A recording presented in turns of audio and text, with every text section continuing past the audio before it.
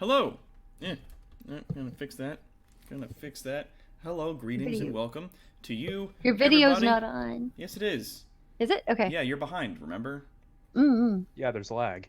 There's Right. lag. Greetings and welcome to you, bravest citizens. It's me, your boy, Dr. Tarawat. I'm here DMing another game. It's our second episode of our community game. It's gonna be a good time. Yeah, let me just bring you guys right on in here. And if you remember, last time we left off, our intrepid explorers, Jesus Christ, Willow Grace is subscribed. Hello, thank you. Thank you for your subscription. When last we left off, our intrepid adventurers all made their way to the tavern, signed up for this sort of series of trials to see if they would be the team that could make it to the surface. And yeah, just the king had presented himself in the arena where they all met and was issuing them upon their first mission. Quick thing, there we go. Hey everybody who's in the chat though, before we get started, there's all these lovely people here. We got Cutie Kitsune, we got a Calendros, we got Willow, we got Camry Lycan, Lemony Fresh Boy, aka Lemon J, aka Freshly Squeezed. We got all the people that are in here, like Ambisaurus and Keldoc are in here. We got Rainer in here. Yes. All the usuals. Hola. Hello. Carol the Volcano Shark is also here. And thank I see you. how it is. Well, I can't see who's in there. I'm just reading off names of people that are typing. I don't actually know how to look up like the list of people what are in users and there it is, users in chat. There's a little button that does that. I was just about to say, Doc. Top right corner. For how long? Yay me. Kind of wish I could find that in the dashboard, but it doesn't seem to exist. Yeah, there's just like a button that I've never pushed before. That anyways, hello everyone. Hi. So let's bring everybody round the table. Let's see if that. No. Okay, hold on. I Let me. didn't want a round table, I wanted a rhombus table. If I bring it up a little bit, does that make it a little easier to? Oh, it's perfect. Okay, sweet. All right, so hello and welcome. So we have here with us. Let's go down the old list here. We've got Esteban playing our undead skeleton hunter Talrand. Good evening. And the clacky teeth sounds.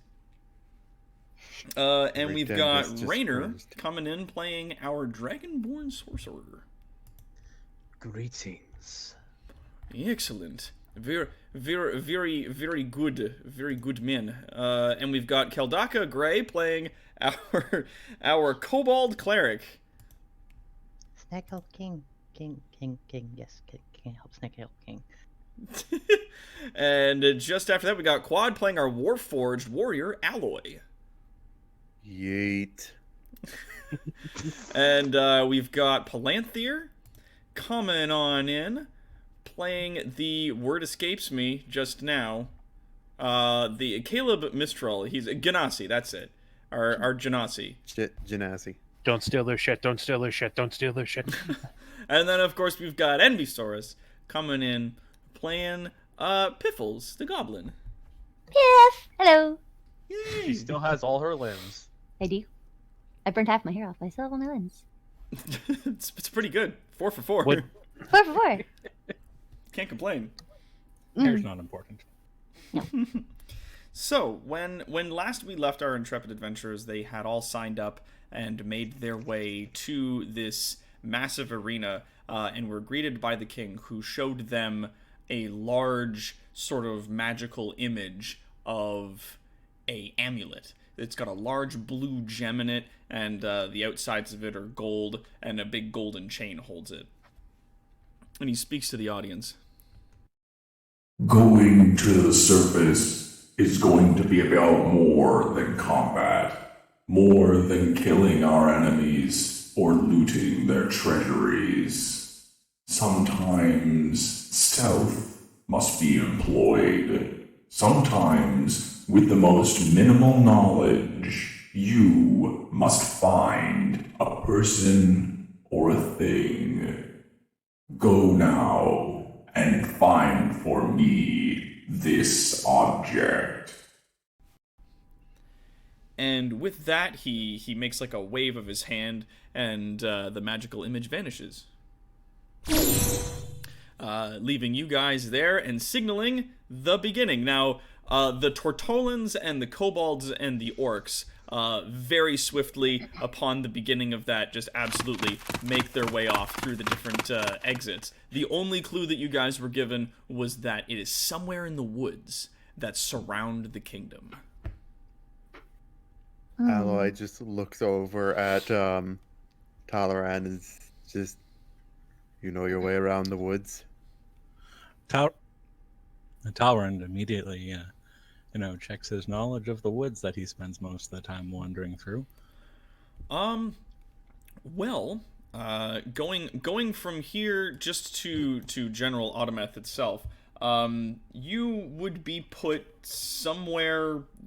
I mean, it's the woods surrounding the arena, so I mean, it could be anywhere out and around here. It could be any of these places off to the sides. It could even be as distant as the corners off in the edges. That's a lot of woods. Ping. There are a lot of woods that make up these areas. The That's question, a lot of trees. The question Talrand has: is there anything that he thinks would stand out as a potential place that he knows of for it to be? Like good places that they could hide it? Yeah. I mean, there are a lot of. Well, actually, you know what? Give me a roll for that. I believe in 5th edition on the characters' Nature? sheets, they have nature or tracking to some degree in your skills. Tracking be It would be nature. survival. Yeah. So either survival or nature, whichever one's higher. I want to go for survival. Sweet. All right. So give me a survival roll. Because this is a wisdom check in my favored terrain, which is forest. I get to double my proficiency bonus. Ooh. Let's do it. So then, yeah, instead of +4 to be +8. No, that's a part half. That's a wisdom, so it's only +6. That's okay. All right. So then, yeah, give me a wisdom roll and add 6.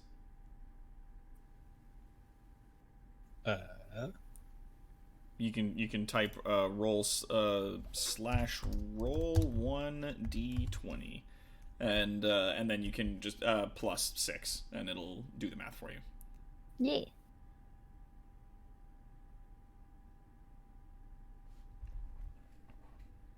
Or you can oh yeah, there you go. Boom. So you got a 19. Ooh. Okay. Through your recent travels in the woods, you would say that probably one of the easiest places to hide it would be kind of in the denser areas to the west. If they were looking to hide something, there are a lot of like small clearings hidden in around the trees there that are very sort of in amongst the dense trees. There's a lot of like smaller little packets as you go along, little small clearings in there where there are some abandoned cabins. You remember, and perhaps checking those places out might yield you some more information. I say, I turn to the party to the west. There's some potentially abandoned cabins and open clearings that would be a good spot. Very well, lead the way. And then, kind of pitter out, but I'm still gesturing like I'm trying to explain something, and I just start doing. Ah, God. Oh, It's the worst!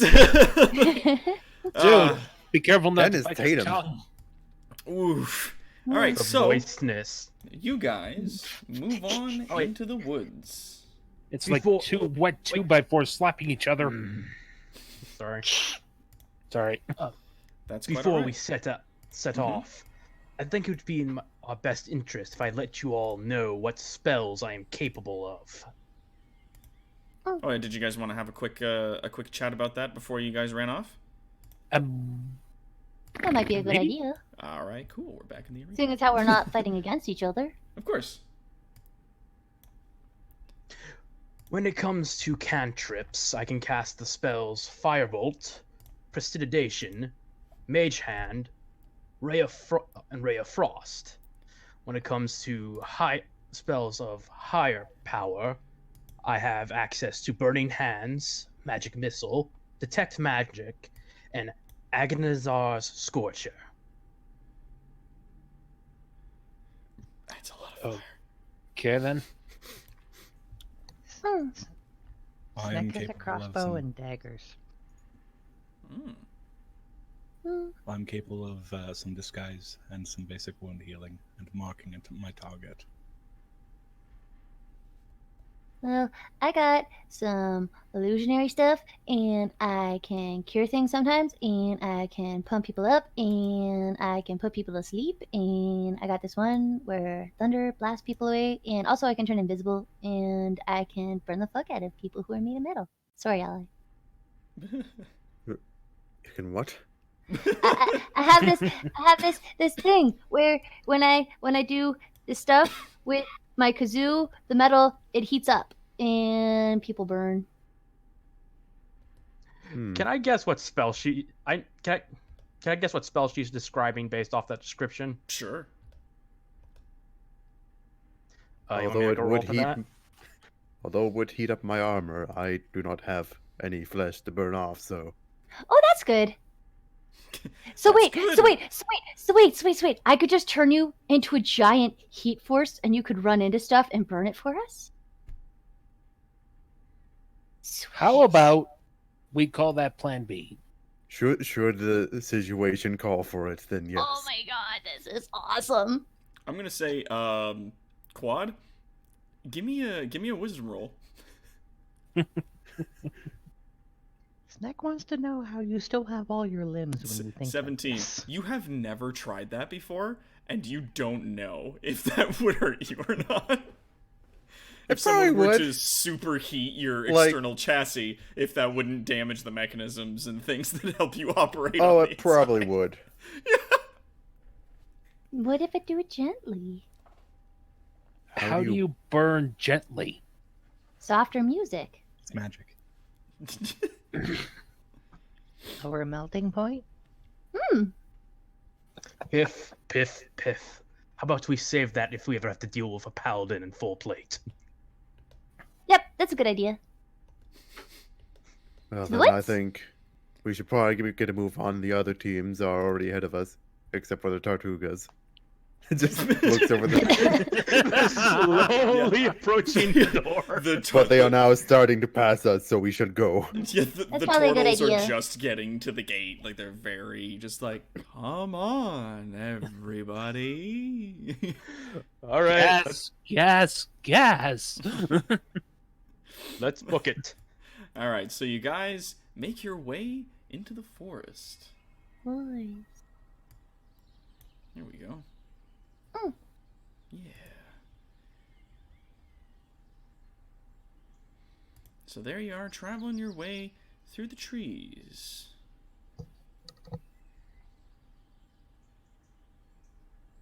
Okay. Are we Is supposed there- to be hearing ambience right now? Yes. Yes. It's pretty. Because I am not hearing it. It's probably only on the stream, not through Oh, Discord. got it. It's, No, I I hear just it. had it It's- turned down a little bit. How's It's that? through roll 20. Yeah. It's through roll Yeah. 20. Yeah, Oh, got I it. have that muted, I think. Yeah. I just Yeah. remembered that I'm got the chat in my headphones, but everything else is coming from my speakers. Oh. That's why I get an echo. Alright, so either way, there it is. So you guys make your way into the trees and you start making your way sort of in a westerly direction, looking around. And I want actually, what do we use? I imagine it's still the survival for those skills. Yes, Seems Probably. for tracking and the like. Yeah. It's That a makes survival. sense. Yeah, so if you want, you can just pull up your Bio. character sheet there, Esteban, and if you click on the survival thing, it'll auto roll it for you, and then you can just add 2 to whatever it gives you. Because we are in your special place. We are. Be a happy place. I am going to use the help action to give him advantage. Sure. I disabled advantage. How did I turn it back on again? Whoops.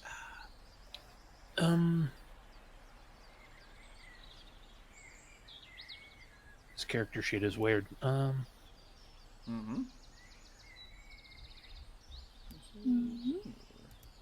I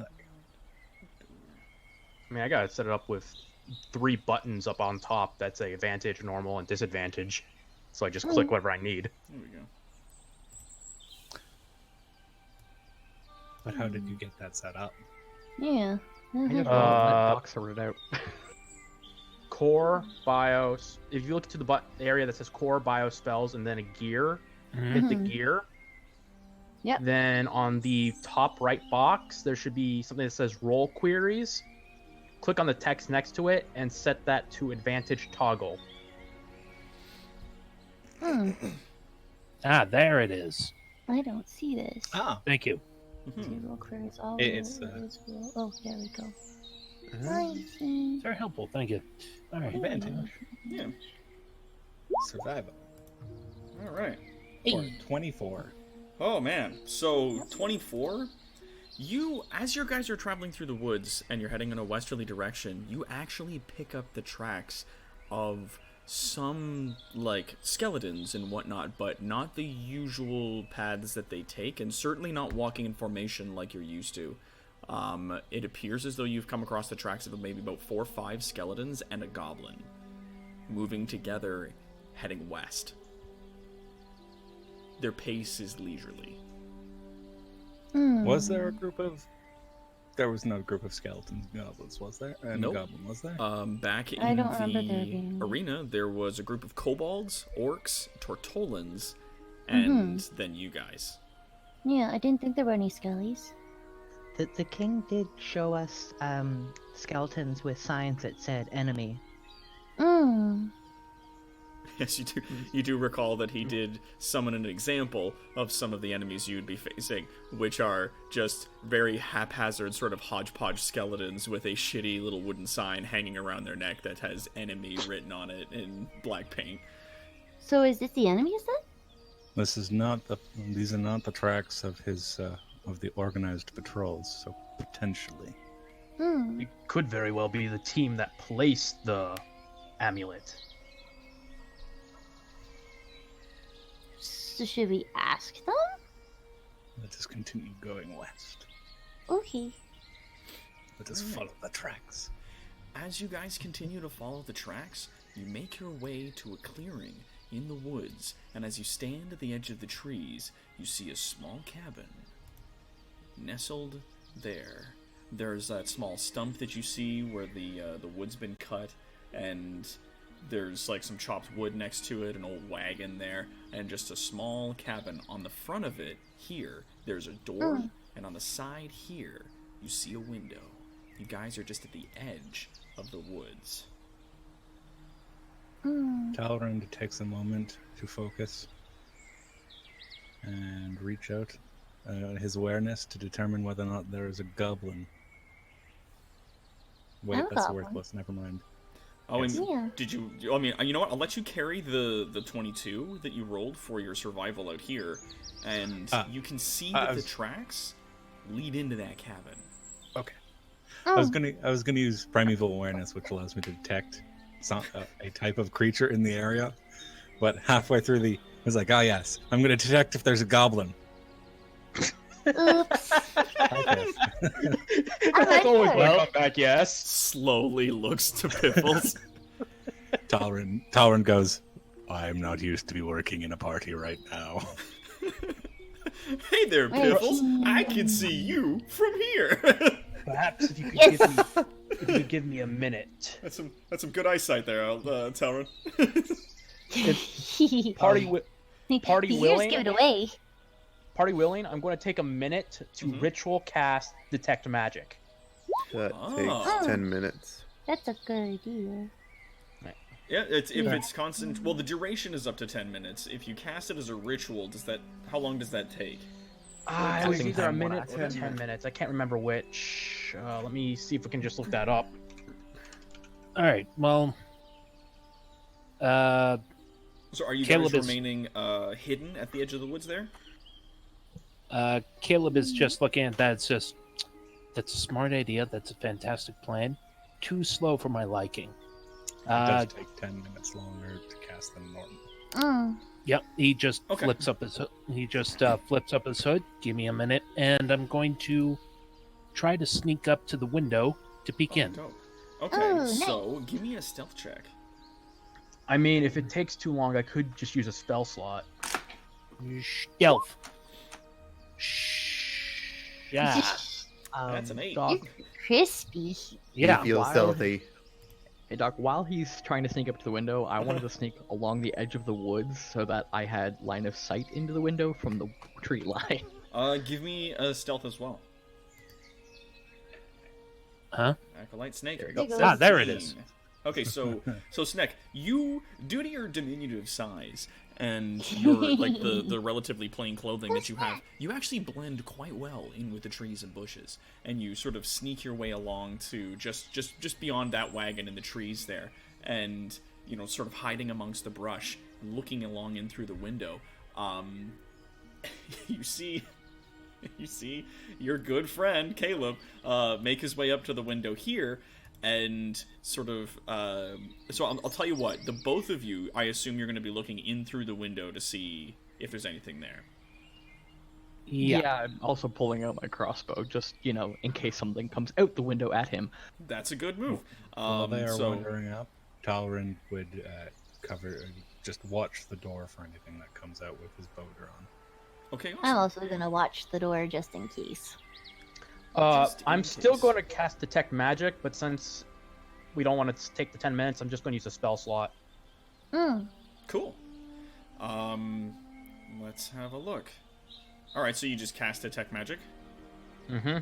All right, so sweet. Let's resolve. So as these guys are approaching, you're just like, fuck it, and then cast the spell. And you cast on the cabin, right? Mm-hmm. All right, so Well, it's a 30-foot radius from me. I can sense any magic.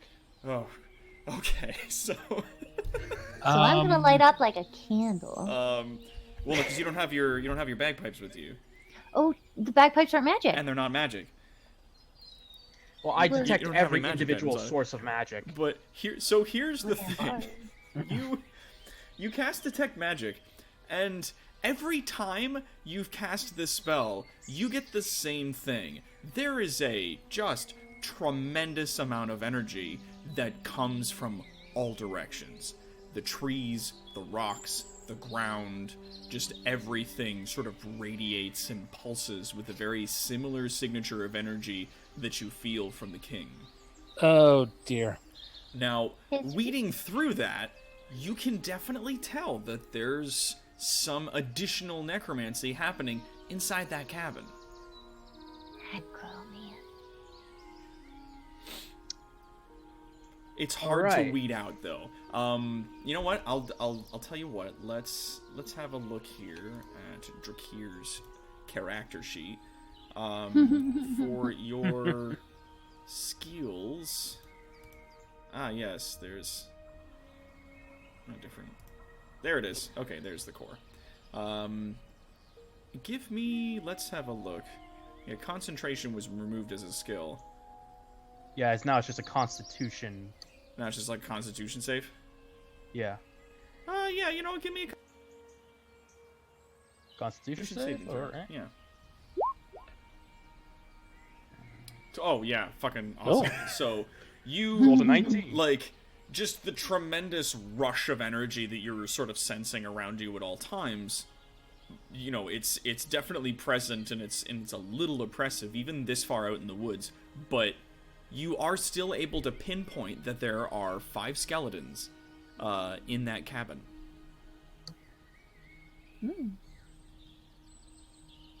I let the rest of the party that's still around me immediately know that I'm picking up 5 skeletons inside the cabin.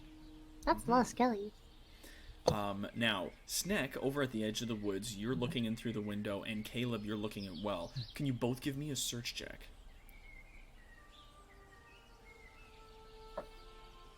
Search. I think that would be investigation. Mm-hmm. Did they remove search as a skill as well? God damn. Yeah. So there's They perception. should- It would be Streamline it would be skills. investigation. Yeah, so I guess Hold on. Wait, now. Are you Investigation looking was research or spot? Oh, perception. It's perception. Perception. Yeah, Okay. give me Investigation is perception. Little spot check. Investigation's for finding information. Yeah. Yes. Perception is Investigation's finding like person to person. Oh no, sorry, that's like an intuition thing. But yeah, so give me perception. Oh, sweet. So Sneck and Palanthea, you both pick up that inside I this see cabin, all. there are indeed 5 skeletons and a goblin lying down on the bed there. As you guys are sort of peering in through the window, you see one of the skeletons standing here looks towards the window. Oh no. Palanthea, give me another stealth. Another stealth. Yep. You can do it. Oh no. Oh boy. Oh no. Oh boy. Oh. Oh, Jesus. Nice. So you just vanish. As it turns towards you, you're like, and just like, and disappear against the wall. Sort of between the wall and that little like wagon full of tools, you like duck down and vanish. What do you guys do now? You see there are 5 skeletons inside that building. Some of them are armed with really shoddy like swords and crossbows, and there is a goblin unconscious on the bed. Doc, with our perception, were we able to see whether these skeletons had blue eyes or not? Yes, they do.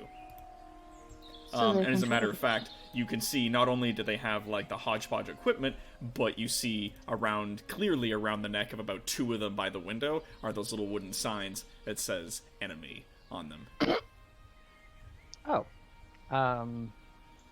I don't know about the rest of y'all, but I'm perfectly willing to fire my crossbow at the one since Palanthea's now ducked out of the way. Is the You're gobbo trying enemy to tell the though? group that? Because you're Yeah, at 'cause we don't know a what's You're a in little it. ways away. You can try to like go and reconvene with the group if you want to. Oh no, I was gonna just shoot. Oh God. All right, so before we do that, let's You're a loose cannon there, Snick. just put you on the table here. There's Caleb. We'll just put you by the window. And where is Sneck? Nice, cool. We'll put you over here by that wagon. And everybody else is in the woods. So Drakir and Alloy, you guys are in the trees to the north over there. And Piffles, you're with them as well, yes? Yes. I am in the trees to the north as well. Okay, so the rest of the Covered party north. is up that way. Yep. So what I'll do is I'll just go ahead and put you poor people onto the map here. Don't like how you described it as poor people. You know? Well, no, they have not shared the information with us yet, so we It's don't know true. exactly You what's just gonna see come them. out. You just see Caleb like sneak up, peek in through the window. We know and they're then, like, duck skellies, we don't know down, about the- And the then gobbo. you see this snake hiding just in the edge of the trees. Go, "Phew," and shoot, shoot a little crossbow towards Do you the want me to roll building. with disadvantage because of the window? No, they don't have cover. You can see one of them pretty clearly through the window. Oh, okay. So Since you're do attacking you- from stealth, you get advantage pretty He much. does indeed get advantage because it is a surprise attack. And that's the end of our happy music. And so begins the not happy Shit. music. Awesome. One of your arrows blasts in through the window and strikes one of the skeletons. Roll me damage. That was a really meaty.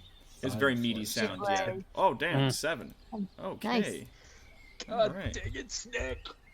So one of your arrows hits one of the skeletons, and it sort of stops, stands up again, turns towards the window, and its mouth opens, and combat begins. Everybody, roll for initiative.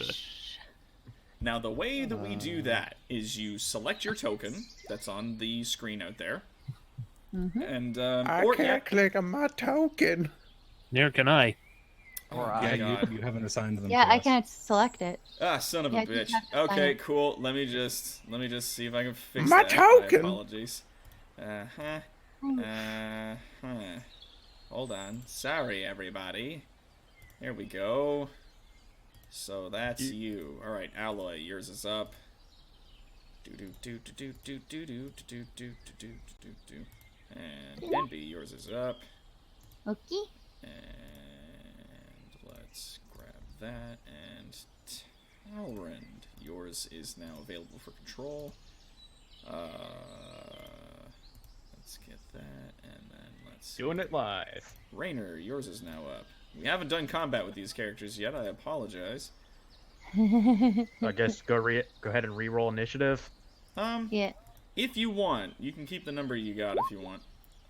Palanthir, there you go. Palanthir, I'm yours keeping is- my number. Yours is now active.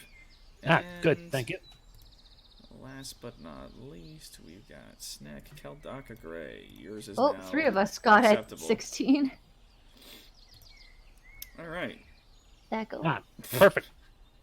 16, 16, 16. And you all have the same +3 bonus. Or at least Piffles and Palanthir do. Goddamn. I have a +6, so. All right. Now, Hmm. where is You think I my have a plus to thing? There we go. Me and initiative? Quad There you have go. plus Oh, only- 0. Mondo number 5. Nicely done. Nicely done. How do I tag it? Alright, Tag you're it. top of initiative.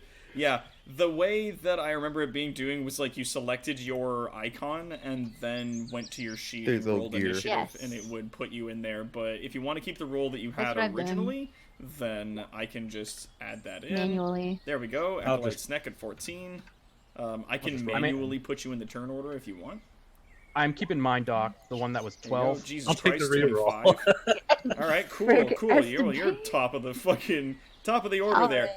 Now between Alloy and Piffles, Piffles has the higher Yeah. bonus, so you're gonna go first. What? Okay. Doc, I'm keeping what I had at 12. Okay. So then you're not gonna go with the 19 your guy has here. Wait, 19? That's me. That's you. Sorry, that's my bad. about Then you're gonna go for Drakey. 12. Okay, so then click on your icon, hit the initiative thing on your sheet, and I'll adjust the number that shows up on the list, just so that it puts you in the list. Okay. Unless I roll higher here. Oh, We're all Yay. 16. All right, cool. And then I'm going to add. I'm just gonna say. Yeah, I did say I was going to stick with the 12, so. That is okay. Yeah, that's fine. We're gonna add skeletons in here. Because And honestly, like plus 0 initiative, it. skeletons 10. All right. At least There. I beat the flipping skeleton. And that's the turn order, ladies and gentlemen. We got it. Sweet. I'm gonna. You know what? I'm gonna keep that. Like I'm just gonna scrooge. I'm gonna scrooge that over there. I'm higher in the order now. Somehow. I'm the leader of the Decepticons now. Yeah, what do you... Stop that. There we go. It doesn't like me. Alright, cool. It was nice How being. dare it not like Piff? Ah. Alright, now, what you guys can do is you can add your HP to that, like, green blob did that's it. up there. And what I can do is, Oh, wait. 17 out of 17. Cool. do And when what your now? character is moved into the screen, you'll be able to see a health bar. Yeah, 27. Oh, So if you click how on do your you do that? icon, Yes. how much health does your character normally have? Let me take a look here. Yeah. And if you go Went into ahead of that. settings, you can hit Went ahead of that. 27 out Oh, of 27. and fill that in so that when your Where character do I moves put in, you have this? health bar. In the green thing here, I'll put it in for you. That's Okay. 27. And I in the went ahead blue- and put. in the blue one, you can put in your AC, whatever your AC number is, just to make it Ah. easy. Oh, Oh. I don't see the blue, and I don't see what you're talking When you about. click on your icon, 3 little orbs Yeah. will come up above it. There's one that's red, green, and then blue. Okay, hang on. I don't see it any. I'm going to put my Okay. sorcery points in the red. Oh, there we go. circle. Is that Okay, Doc? I see it. I see There it. you go. Okay, So and then that's you where I your put my AC in there. It AC. just makes it easy for you to remember what that is. And Yeah. then the Yep. red one can be used for other numbers. Yeah, I'm going to put my sorcery points in the red one. Cool. Do that. Mm. Dope, dope, dope. Doop, doop, doop. All right, cool, awesome. We're gonna close that. We're gonna close that. We're gonna open this. Something that's not too epic. I don't want like giants, crazy, blah. We just want standard enemy battle, not boss battle. Yeah.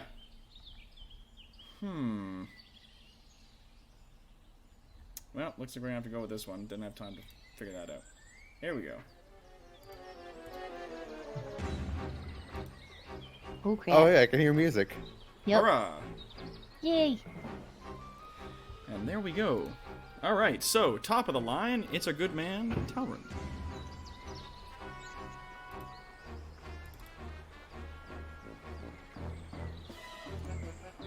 Now, what would you like to do with your turn? Estimate. How far would I have to move to be able to see a skeleton through the window? In order to get line of sight on one of them, you'd have to at least get to about here or here.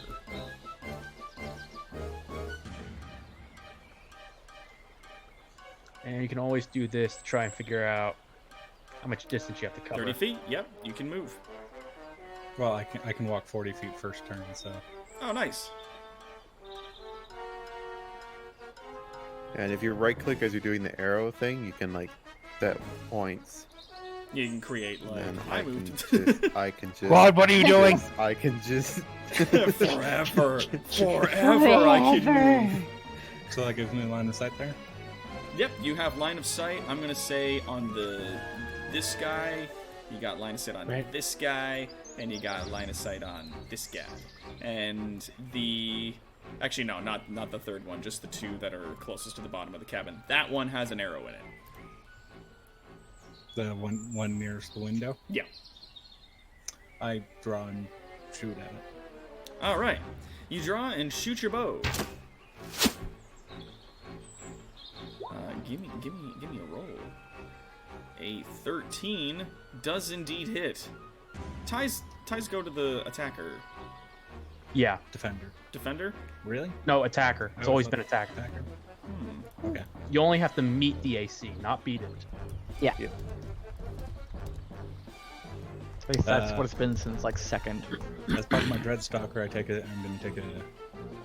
Okay, yeah, even with the approach, tie goes to the defender, standard, free content. Yeah. Okay. Yeah. Do ties hit in D&D when both rolls are made at the same time? They do grab creature, tie's a tie. Yeah, when attacking, tie goes to the defender. Yeah, right. Cool. Alright. So, your arrow goes in and just narrowly, like, clangs off a piece of its armor, and it turns to look at you out the window and goes, "Blah, blah, blah, blah, blah." And you're up, our good fellow Caleb. Actually, I get to make an additional weapon. Oh, you make an additional attack?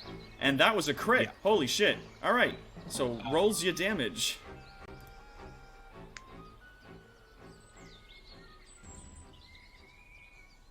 Actually, if I just click that, it just gives... Yeah, there you go. 9 plus 4 piercing. Oof. 1d8 plus Actually, 4. oh. Yep. Actually, it's only an extra 1d8 of damage. For For what? the extra attack. Doc? Oh, okay. Oh, But the should second attack's you- only just an extra 1d8? Yeah. Okay. Well, you crit with it, so it's you double your dice, the amount of dice you roll. That would be the second damage roll.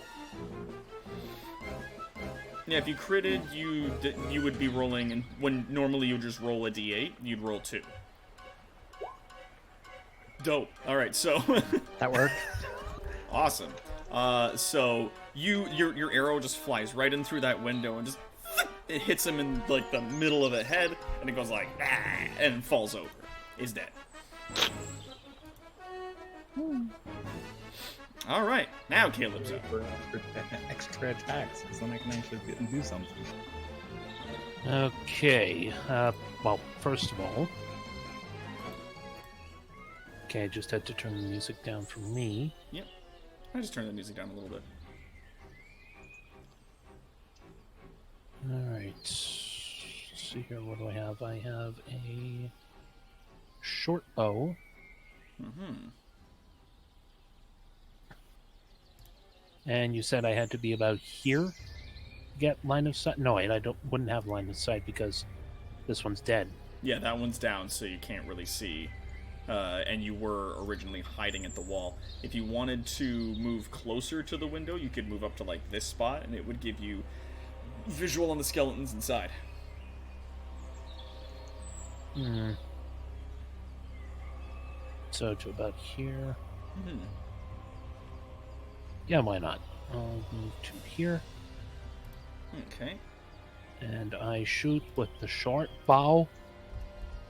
Kerblam. Oh, damn. Short bow. And it hits. Roll me some damage.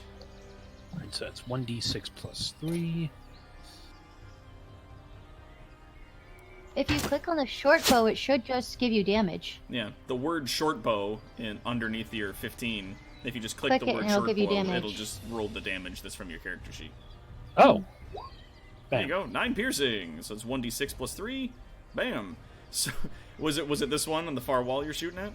Yes, it was. All right, sweet. So yeah, your arrow definitely finds its mark in its back shoulder, and it turns around to you and goes, "Ah!" Makes a face. So that is minus 9 damage. It is looking a little worse for wear. And is that your turn? You know what? I do have one other thing because I have the cunning action ability that allows me to make a bonus action. Mm-hmm. I can either dash, disengage, or hide. Which would you like to do? I can't exactly hide beneath the window, can I? Yeah, you can duck down. Yeah, all right, I'll duck down. All right, give me stealth. Gives you stealth. There's the stealth. Bam. All right. Wait, so, you were hidden. at He a- was hidden before, so shouldn't he have gotten sneak attack? Well, if he jumped out and then attacked and then did whatever, I was gonna say that because you initiated combat, they were expecting fights. But Yeah. you have. Yeah, At I this had point, to- oh, ninja, you disappeared. Thank you. He gave you a little ninja thing. So Ninja. with a stealth of 13, I'm gonna say, you know, if any of them do manage to roll higher and trying to find you, then they can find you. And Piffles, you are up. But yeah, to answer Yes. your question, I had to break stealth in order to fire, so Yeah. Okay. sadly. I'm gonna run up to. Hang on. So Snack is over here. Everybody's gonna run up to the window. I'm not running up to the window. I am. through the window. To the window! Oh no, I can't make it all the way to Snack. I was gonna run over to where Snack is, but he's 40 feet away from me. This is true. And I can only go 30 feet, I think, right? That is correct. Well, if you give up your action, you can go 40 feet. You can double move Yeah, if you want all to you give it do your is action. move. No. Okay. I'm trying to think of what I can do because all of my weapons are not ranged weapons; they're all melee weapons. And I don't know if I want to cast a spell in there, so I actually am. Yeah, I'm gonna give up my action, and I'm gonna run over to where Snack is. He's very Don't cute. forget about inspiration. I know that's what I'm gonna do.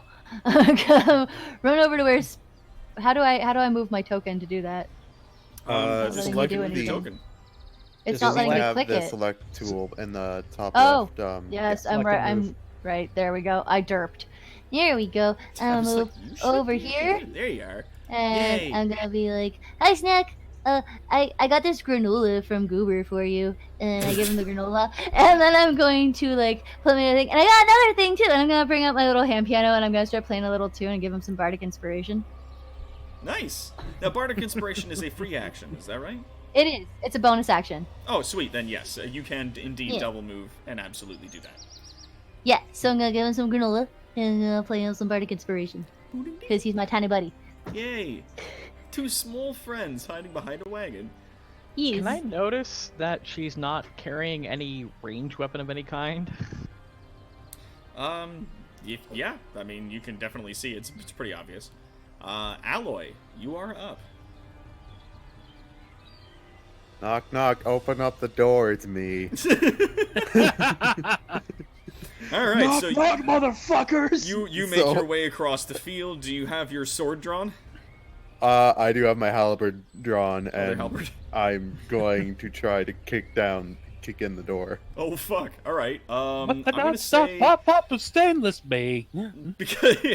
because the door is obviously a non-moving object. I'm not gonna have you roll to hit it, but give me like a strength check.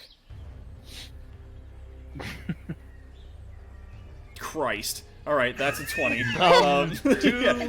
Bye bye, door. You just like tump walk up the door, poof, and you kick the door in. So that door's fucking gone. And it smashes inwards. It narrowly misses the two skeletons that are immediately standing there.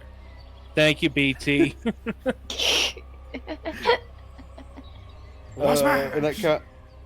Does the kicking in the door count as an action? You know, I'm gonna say it's a free action. Sweet.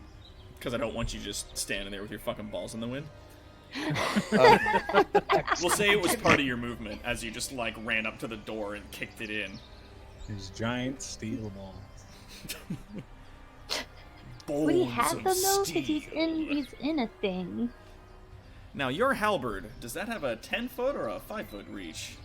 10 foot. Goodness. Goodness.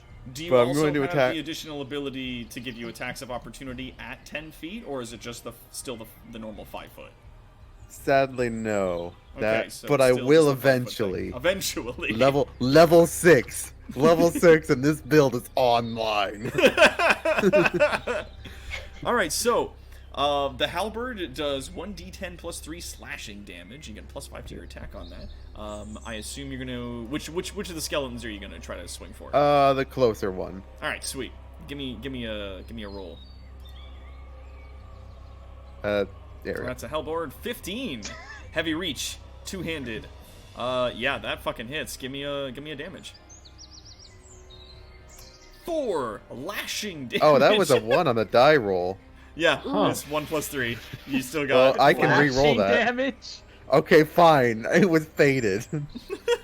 Oh, you can re-roll once. So, because I have the great weapon fighting feature, Mhm. if I roll a 1 or 2 on the damage die, I can just re-roll it, but then I have to take whatever comes after that. Nice. Well, I mean, Which either is way, one. your weapon definitely finds purchase, smacking into the one skeleton in front of you, and it goes like ah, as you like knock a piece of its armor off, and the little tiny wooden sign that says "enemy" on it swings worthlessly back and forth. And is there anything else you crap. want to do for your I turn? did not ignore that. I was trying to close something and I Yeah? misclicked. Whoops. Click a thing. Yeah. Yeah. There you go. Ignore me. No, Great, just- you can read my mind. Just gonna stand there looking imposing. Sweet. Then Sneck, you are up. Snick. Okay, so from where I am, can I see? I think it's this one back here. Failing to ping the map. Yeah, just click and hold. Like that one there? Yeah? Yeah. Yeah, you still got line of sight on him. Okay. And then you I'm have gonna fire bardic that one. inspiration, so you get an extra 1d6 of damage. Nice. Well, he can use it on whenever he wants. Yeah, he's got an hit, extra hit. 1d6 on whatever. Not yeah, I hitting want to that. use it there. Nah, it's not gonna hit anyway. So I just Oof. miss. Just Can I I boofed it. still? Yeah, that's a sick. Yeah, you, can I you still definitely like take a hand- shot and it sticks into the wooden wall right next to the window. Can I hand Piff 2 daggers in this turn still? Yeah, because you use your attack action, I'm gonna say that might be a free action for you to just like quickly like just draw 2 daggers and hand them over to her while she's standing there next to you. Hmm. Okay, I cool. only Because have- you can throw daggers. Oh, I just got one small pointy thing, but I haven't used it for that. Okay, yeah, that's it then. Since I missed. All right, cool. Then up next, it's our sorcerer. There we go. Jack here. All right, I'm going to get a big wall of steel between me and the skeleton. Yep. And- Thankfully, 5th edition does not have that thing where they make you fucking, when you're shooting spells into combat, make you roll for that. Oh, not like it matters because I am Dope. casting this.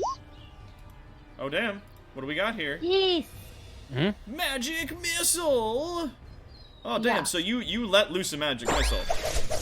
I shoot out 3 darts. 3 Sounds darts. like a magic shuriken. Hell yeah, man! And they come blazing off, and yeah, with magic missile, it hits. If you aim at a target and you're like that guy, which one are you after? I blast these 3. They Each of them take with 4. 1. Yep, they each take 4 damage. They each take 4 damage. So yeah, your like blasts just slam into the bunch of them, and yeah, they each take a -4 to their health. Here we go. All of them are very alert to your immediate presence, and it is now the skeleton. They have to get past the alloy to get to me. Oh yes, they do. So the one that is standing there immediately turns and moves up, and these 2 skeletons, each of them take an attack towards Alloy. Does a 9 hit you? No. No. Sweet. That would miss me. Does a 23 hit you? Oh. Wow. Yeah, it hits. Okay, so the first one takes a swing at you, misses. The second one, trying to get you with its sword, manages to hit you with 5 + 5. It's probably taking into account the crit that you rolled there, because you have the advantage turned on. So it'd probably be just 5 damage. It might just be the 5 damage. Yeah. Yeah, because they do a d6 plus. Oh, it's +2. Yeah, so then there you go. And then yeah, 1d6 + 2 + nothing equals 3 + 2 + nothing. So yeah, you take 5 damage as one of them cuts into you. Yeah. Which you can just select your character if you want, click on the green bubble, and then you can just put in -5 and hit enter, and it will automatically update your HP just like that. As I lose a little tiny sliver of my health bar. What is your health bar? Now, the other skeletons that are present, obviously getting shot at through the window, are very immediately aware of the fact that there's a huge fucking dude standing at the door. Into each of them, having a crossbow, take 2 quick shots. One of them shoots with a 6, and that fucking just pings right off of you. And the next one, a 21. Does that hit? What's with all these 20s? Yeah, that hits. 21. So They come it in does pairs. manage to strike, and it does 8 piercing damage. It's really only a 17 quad. It's not a 20. The dice giveth and the dice taketh. Now, the one that's in the furthest back does miss the view of Caleb, but does see Talrand standing out the window, and so it takes 2 quick shots off of its crossbow. Wait, that's all the skeleton stock. One of them's dead, remember? Each of the ones in the back, they're shooting twice with their crossbows. Oh. Yeah. Oh. Wait, Yeah. 2 shots? What? Oh, they have the hunter archetype, don't they? They might. Does a 15? As a matter of fact, 15 is your AC, so it does very narrowly. The shot misses you and strikes the wagon. Whew. Ooh. And then, 19. Does a 19 hit you? That hits. That does hit. And for that, it does 5 damage. As it strikes into you. And Talrand, you're up. Talrand. Not one to be outdone. Why do you Don't feel skeletons bad have for me, resistance Lemony? This against is my job. Poor Ella. He's getting beat on as his job. Using a bonus action, hits a skeleton that got him with a hunter's mark. Ooh. And what does the Hunter's Mark do? Basically, I do an extra d6 damage to the target whenever I hit it with a. Oh, nice. All right, sweet. I mean, if inexplicably there it he is. starts running away, I have advantage on trying to track it. And yeah, it takes a bonus action. So if you're using your bonus action, then you can just be like, that guy over there. You choose a creature you can see within range and mystically mark it as your quarry. Until the spell ends, you deal an additional 1d6 damage. And you can track it and stuff. Does cool things. Might want to put a mark on it to signify that it's got Hunter's Mark. So was it the furthest one? That one there? The one who shot me, yes. Yeah. Alright, so let me just put a little... there's like so many of these like tiny little jobbies I can put on here, so I'll just be like, oh, you love him. He's currently my favorite skeleton. Yes, Favorite my to die. favorite skeleton.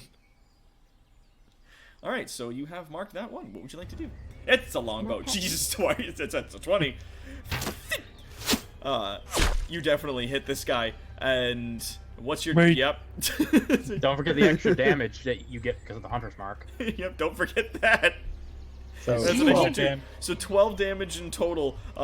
You take its head clean off, and like pin it to the wall behind it, and its body just falls useless to the ground, and the little lights that were in its eyes fade out. Yay, Can I see Half-Life the other physics. skeleton? The other one you do still have a small amount of view on. I immediately move my Hunter's Mark to him. You get 1 bonus action per round. I thought it was a free action to move it. Is it a free action to move it? Are there free actions? I think so. No, it's a bonus action. It's a Apologies. bonus action to cast, yeah. It used to be. It's a free bonus to action. move. Yeah, bonus action on a subsequent turn to mark a new creature. Yeah, Oh. that's okay.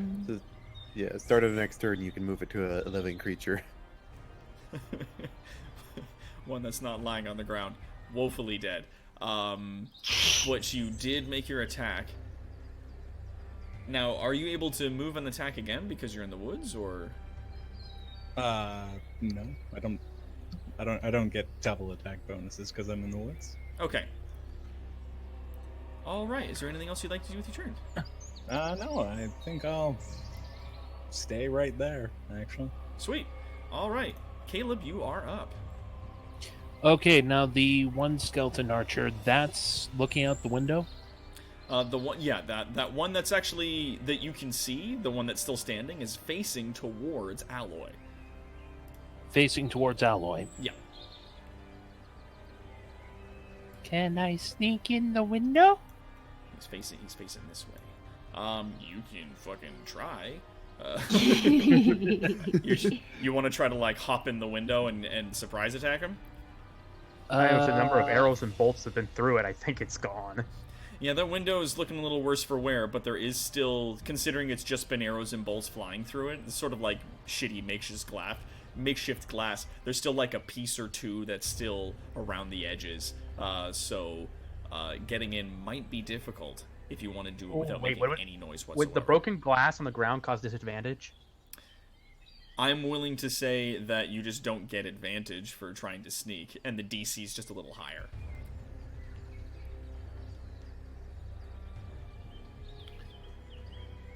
You can certainly just like jump in there and stab him if you want. Like, you don't have to try to sneak on one of them. It's your call.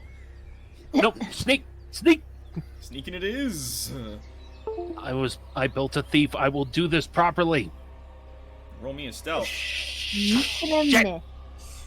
So you hop over the windowsill, and as you like manage to get in, your feet click click on some broken glass on the inside, and the skeleton that's standing there turns to face you.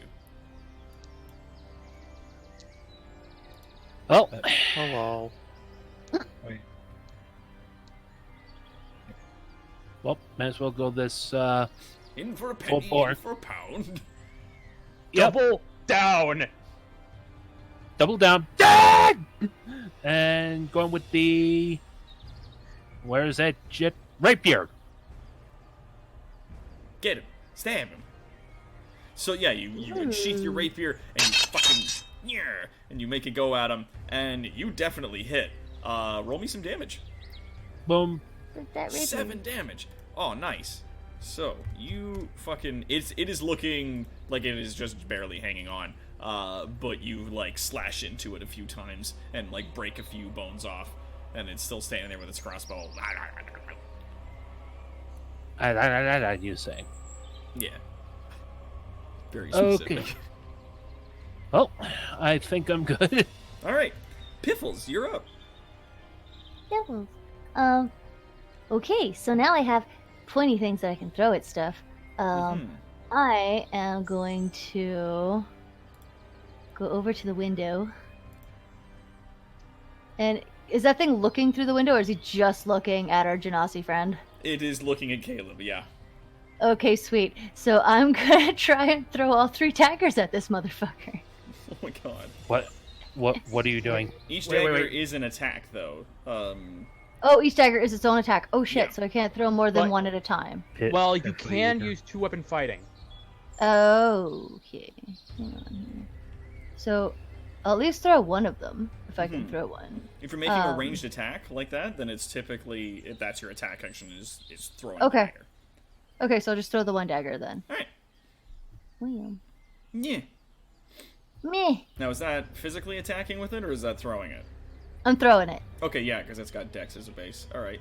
Yeah, okay, Yeah. I'll just go with that. Yeah, you definitely hit it. You fucking whip that dagger, and it, like, definitely sticks into it. Oh, man. And so the dagger flies just past Caleb's head, catches it in one of the eye sockets, and it goes, and falls over. I Can I imagine also... Caleb, without looking, just matrix dodges his way out of the dagger's path. can I see Here's the Piffles gobbo giving- through the window? Hmm? Can I see the passed out gobbo through the window? You can. He's just lying there. Oh my god, is it friend or is it not friend? You do actually. I would say. Because he's passed out. Give me a wisdom roll. Oh, this is good bad.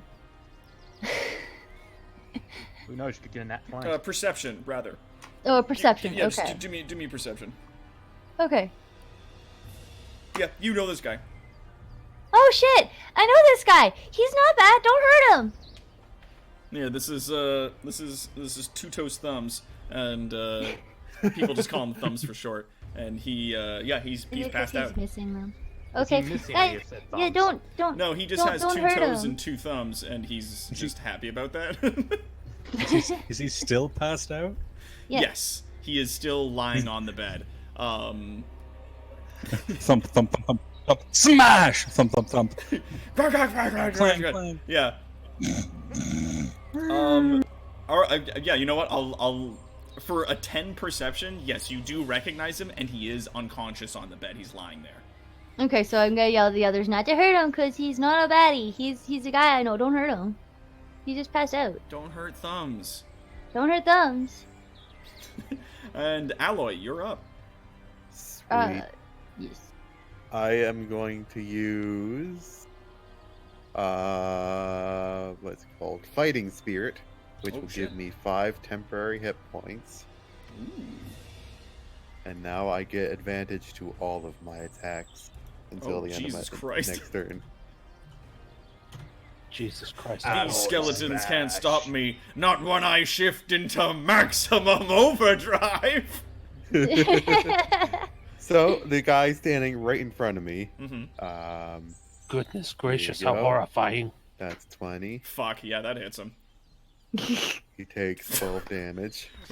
You crush him. You just absolutely crush the skeleton. He gets fucked into the ground. And now I use an action surge Alloy goes. to attack the second skeleton. Oh, 6 and 7.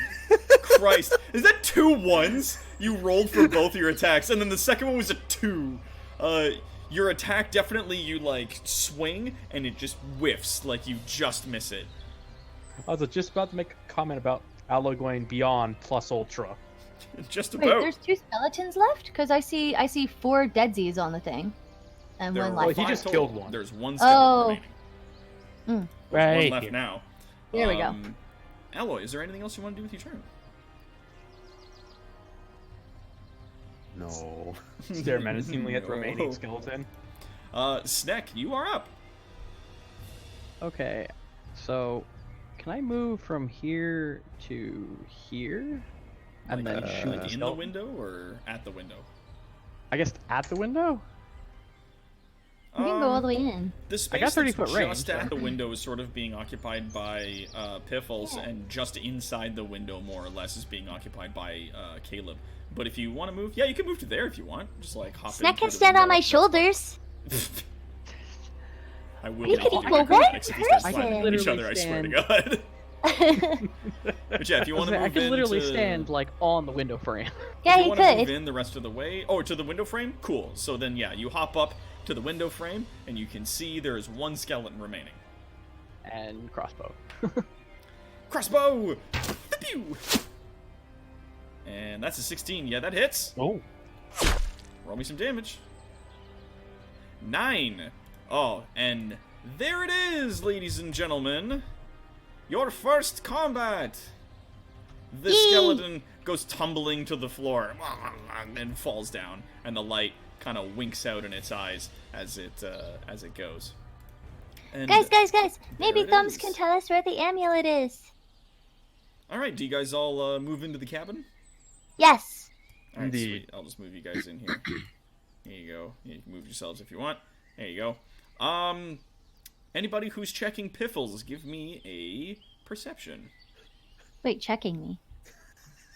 We're Sorry. all just Try- trying to Checking checking. thumbs. Sorry, checking two-toe thumbs. Well, I'm in the middle. What are you doing? no, God, Yep. no. Okay. Good. Anybody else checking on two-toe thumbs? Do I still Certainly not Alloy. Can Roll I, another one. What the fuck? can I check to make sure he's okay with perception? Absolutely. Yep. Check on him. I'm gonna do Doc, that. do if Mhm. I've been holding concentration, do I still have my detect magic up? Yeah. You are not detecting any additional skeletons or anything like that in the immediate area. And nothing on two. Oh, on Two the thumbs. two-toe thumbs? Two thumbs. He's got, like, chode thumbs. You can see now that you're standing closer to him. Oh, I mean with the magic. Yeah. No, you're not sensing any additional spells or anything like that on him. He's got magic thumbs. Just going to get the perception that. Yeah, cool.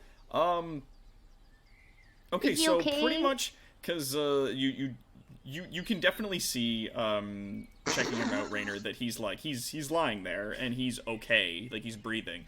Everybody else, you definitely beat the DC. You can see he is pretending to sleep. Guys, I'm sorry they're up, but artsy stuff in the Discord. Oh, I I'ma rolled jump. a 4 on medicine, so I'm I'm just gonna like, jump on this the bed goblin is and dead. I'm gonna nudge him and be like, hey, Fine. hey, hey, hey, hey, hey, two thumbs, two thumbs, hey, hey, bud, he wakes Hey. up very suddenly and goes, hi. oh, Piffles, what are you doing here? What are you doing here? Oh, I'm part of the test. Hello. Oh, okay, what part are you? What do we have to do next? We He just looks killed all around the these room skellies. and sees all the skeletons. Oh, you broke all the dudes. Oh, good. We did. Okay. Now what do we do? Hold on. Before we continue, I just very, very quickly want to pull up some extremely important art that is being shared with us in the art section. So hold on, just a minute there, everybody.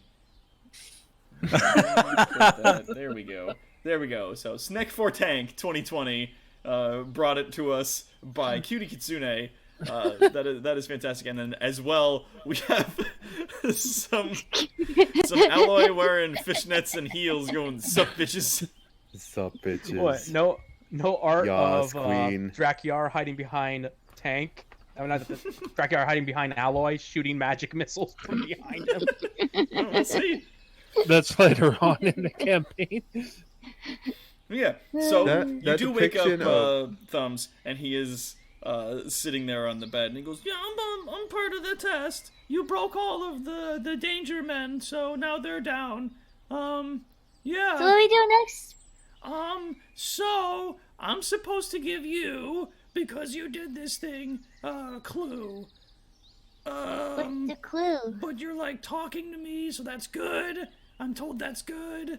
And he takes out a little piece of paper and goes, I think this is a map, and it's got like more information on where you can find something. I don't know stuff. and he hands a small sheet of paper to Piffles, and it does have a extraordinarily crudely drawn section of the woods drawn on it with an X marked. And I'm gonna give it over to Tyler, and I'm gonna be like, you know the woods? Do you know this place? Do I know this place? Yeah, you definitely recognize it. It is definitely further in like the reaches of the lower southern western corner where the trees open up a little bit more. But yeah, you know how to get there. You know that clearing. I know this place. Great. Okay, great. I have memory of this place. I have memory of this place. Yay. I have Thank you. memory. 2 thumbs? Two thumbs. The skellies didn't hurt you though, right? You were just pretending. 2 toes thumbs. And yes, he goes, yeah, no, they're fine. They were very nice. They don't talk much, but I was told to come and pretend to be like lying here, and then you guys would come and like rescue me, and I would give you this if you didn't kill me. Sweet. Also, I'm gonna take out my remaining brick of granola as my for me. I'm gonna crack it over my leg so it goes in 2 pieces. And I'm gonna, you want some granola? You smash that, and it just, oh god, granola gets everywhere. Give a strength check. I'm just gonna, Roll Constitution check. Do you hurt your leg?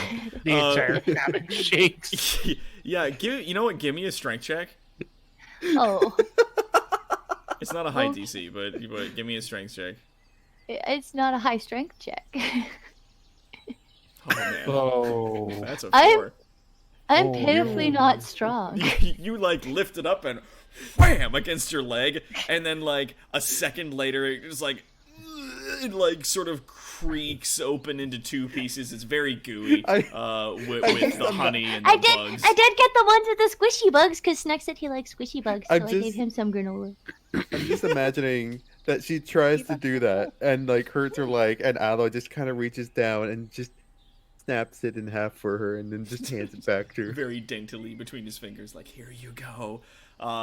And yeah, you hand some over to him, and he goes, oh boy, some of Goober's squishy bug granola. I like this stuff. Nom, nom, nom, nom, nom. And he has himself a little bit. And as he's sitting there sort of chewing on it, he's like, so what you guys doing now? You guys want to play some mishmash? Oh, I really want to play some mishmash, but we don't gotta have- go. We gotta go find the thingy that the king was looking for, so that we can win the stuff and go to the crazy! surface. Yeah. That's fun. All right. Well, I guess I'll just take a real nap. And, okay. He's just like... Thank you for your assistance. I hope he's asleep. All right. Yeah, you look at him, he's just face down, like on the blanket, just... He's just immediately out. I'm gonna tuck him in. Drakyard gets Butterstone spell. Is there a blanket? There are tattered bits of clothing that the skeletons were wearing before they were obliterated. Sweet. I'm gonna collect them and I'm gonna tuck him in with them. Okay, so you Because sort I of don't walk want around him the to room, be cold. and you like pick up some of the like sort of tattered shirts and tabards off of the skeletons and like sort of lay them in a little pile on top of them.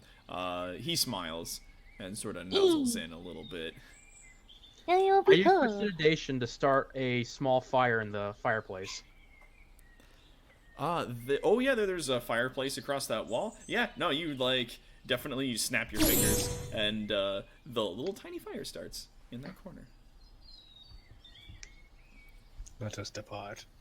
Yes, let's keep looking. We got the map, and As Tower you knows where to go. guys are heading outside, Snack, Acolyte Snack, you feel something very strange welling up inside of you. As Is it you were bugs? walking outside with the rest of the party, as you were exiting the cabin, you feel sort of like a swelling up inside of you. You have access to your first level spells. Yes. This energy seems to come almost from all directions and finds its purchase inside your chest, sort of like at the very center in your heart. You feel sort of this like swelling of energy, and you now have the ability to sort of call upon your first level spells. I thought we were about to have an alien moment there. Religion. I thought he was just gonna hurl because I gave him squishy bug granola. No, No. thankfully no. Okay, so 2 things. A, is there any crossbow bolts that I can collect, and the dagger that Piff threw that she doesn't seem to have picked up? Yeah. Oh right, I have to do that. You guys can definitely pick up your stuff. You find your crossbow bolts and arrows and whatnot hanging around. As they struck the skeletons, they really didn't go anywhere, so not a whole lot of damage was done to them. You can pick them up and dust them off and put them back in your quivers and such. I'll hand the extra dagger that Snack gave me back to him, because I got one, but I just didn't know that they were for throwing. I was just using them for stabbing stuff. Wait, do you want to keep one, or are you giving me both back? I was gonna give you both back, or do you want me to keep 2 of them? Or one of No, them? you can keep one of them. Okay, I'll keep one of them. I'll add that to my inventory. Can I heal our wonderful Warforged who took a beating to the face? Give it a try. Shot. Fucking try it, buddy.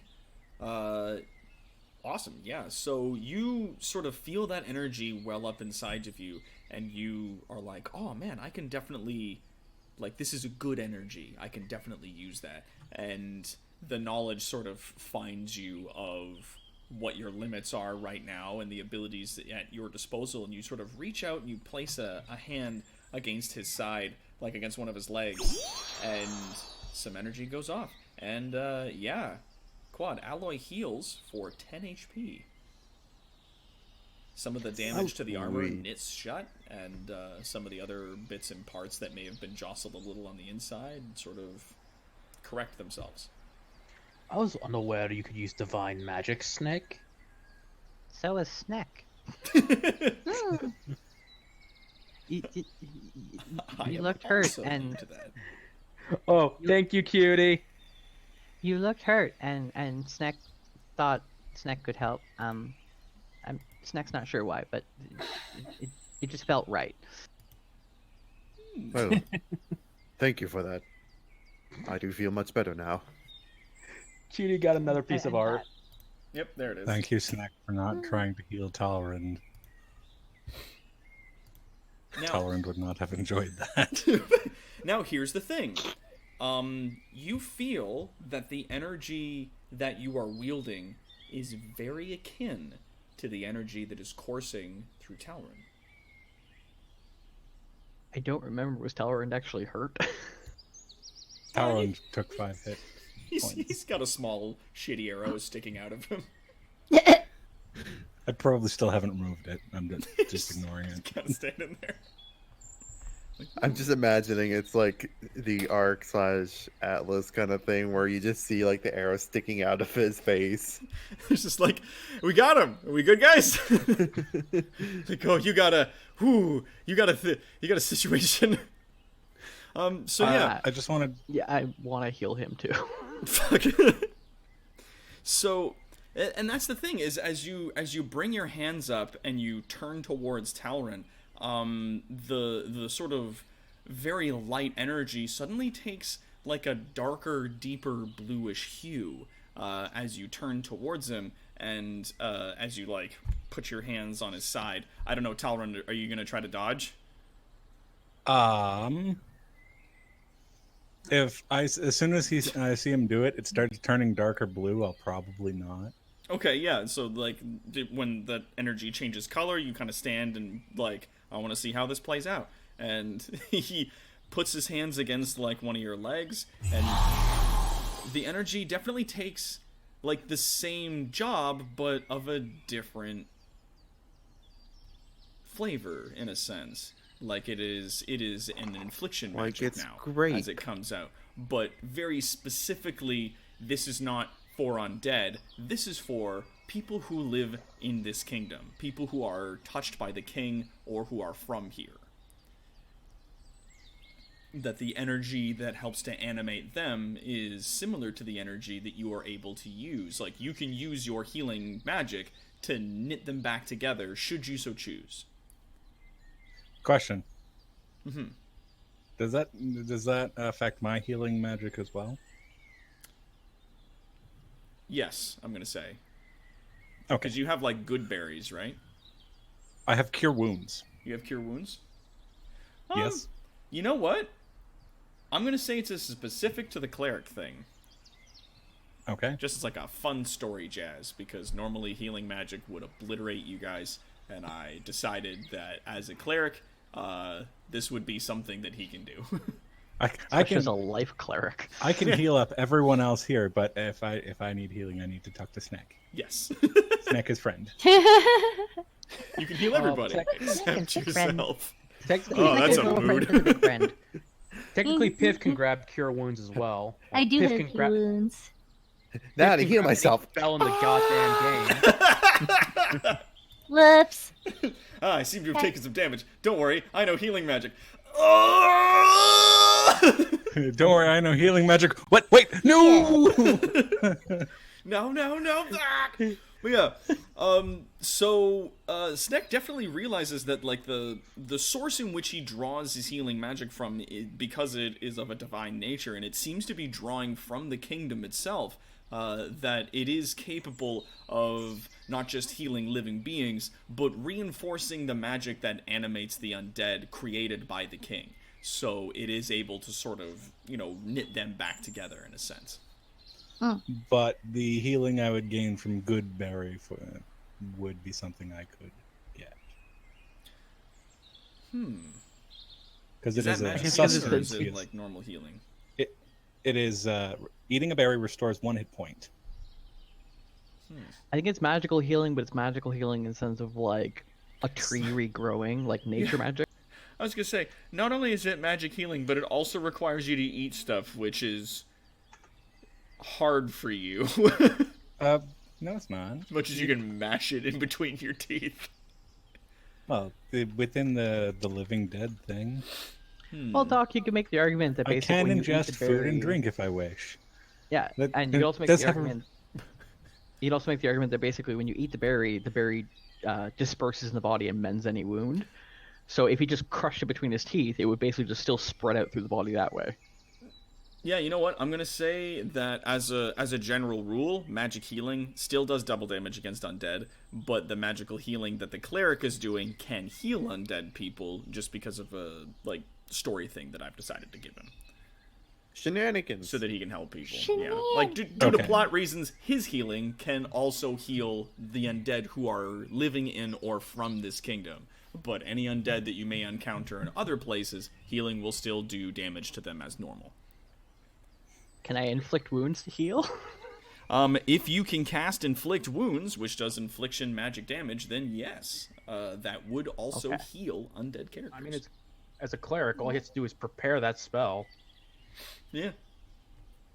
Sorry, As As a if life you cleric, didn't. cure wounds is always prepared. If the Did we're you gonna say render the a good ruling on berry, the good berry? if the good berry does magic healing of some kind, then I'm gonna say yeah, that does harm the undead. If you can somehow manage to get one of them to eat it.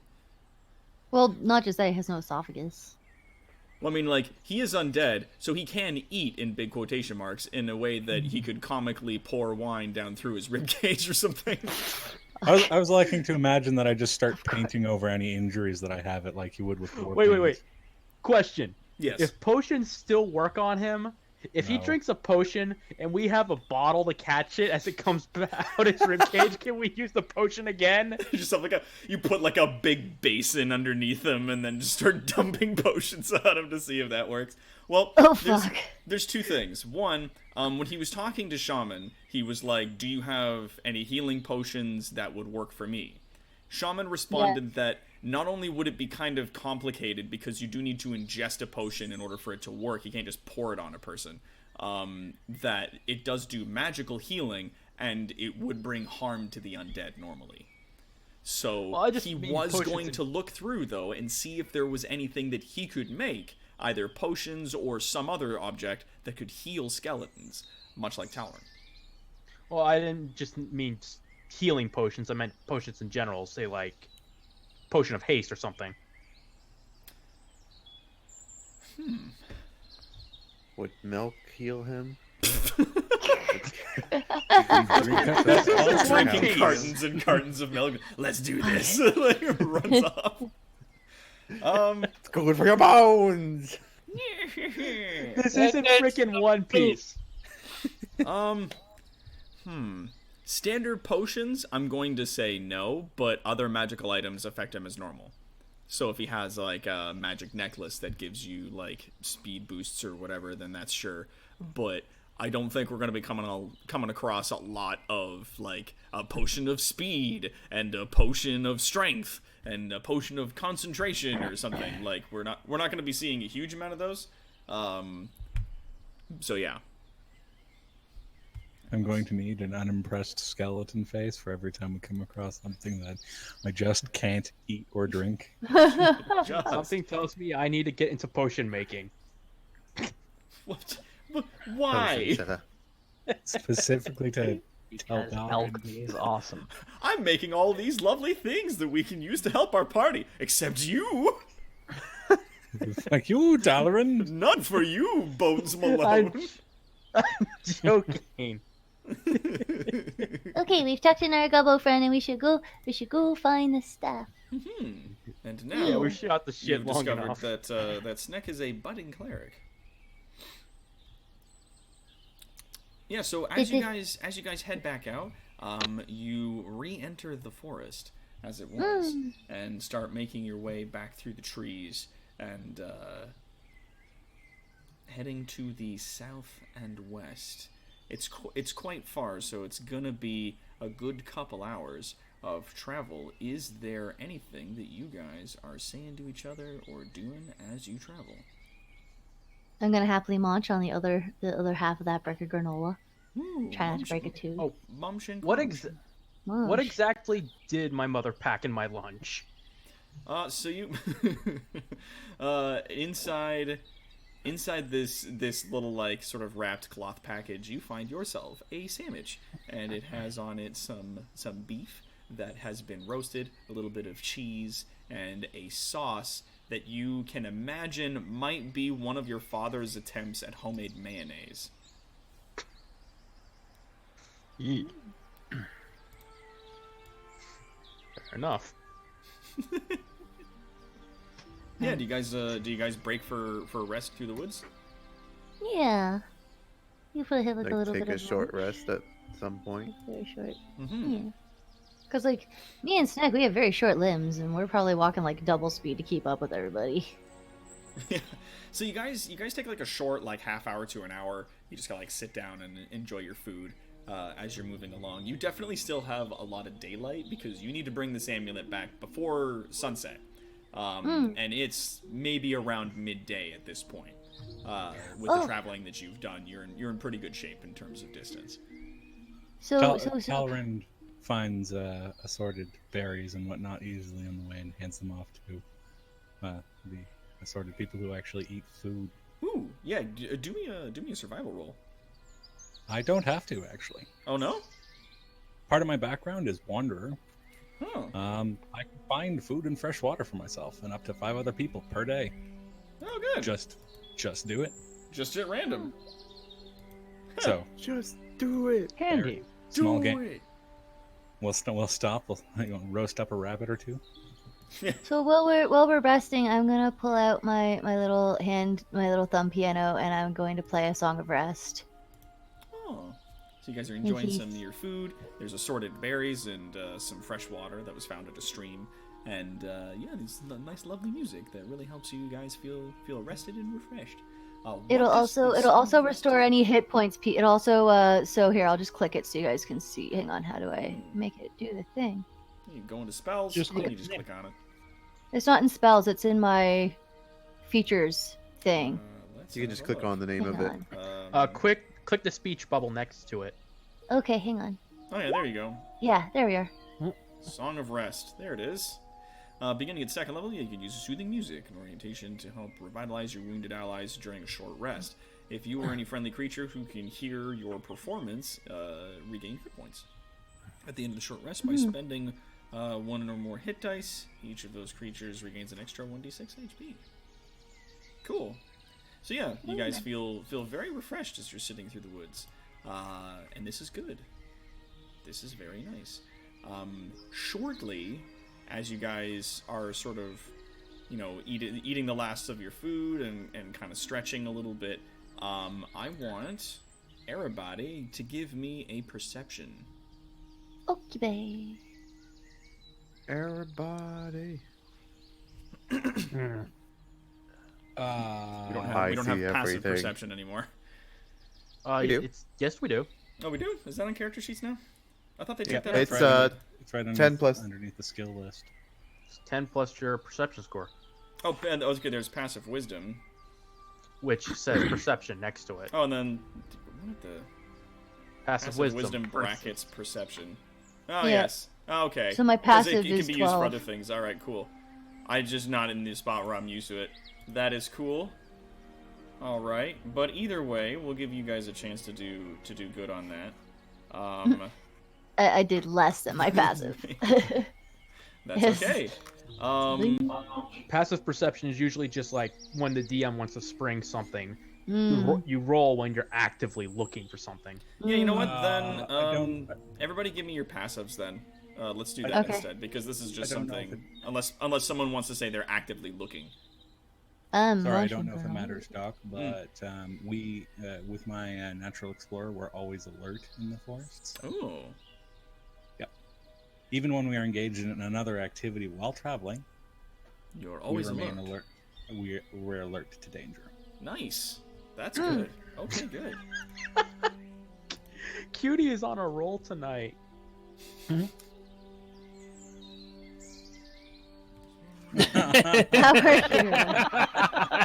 All right. Okay, excellent. Let's open those up. Hold on, so we can show the folks at home as to what the fuck is happening right now. I'm dying. Nope, that's that. Here we go. So here's the goblin. Just gotta crack the granola over and eat. It doesn't break. Oh. Perfection. Oh, I love it. Oh man, that's so great. Oh, fantastic. Okay. Everybody just toss in your passives. Okay. 12. I'm not wise. Yeah, I didn't know if the being alert affected like the check at all.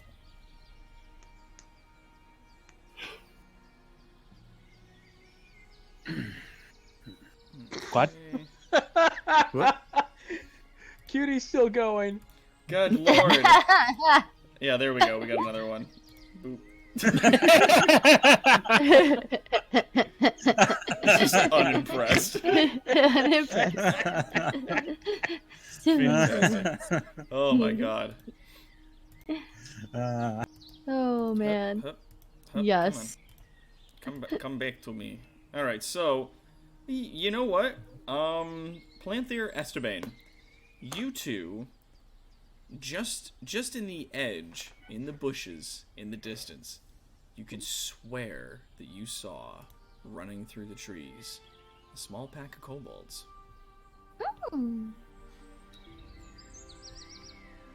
You only catch a glimpse of them for the moment, and they are heading southwest. Talrin, you saw that? Yeah, What direction are we heading in again? Southwest. I go to try and confirm whether or not there's kobold tracks running. Do you let through the rest of area. us know where you're going? Just starts walking. You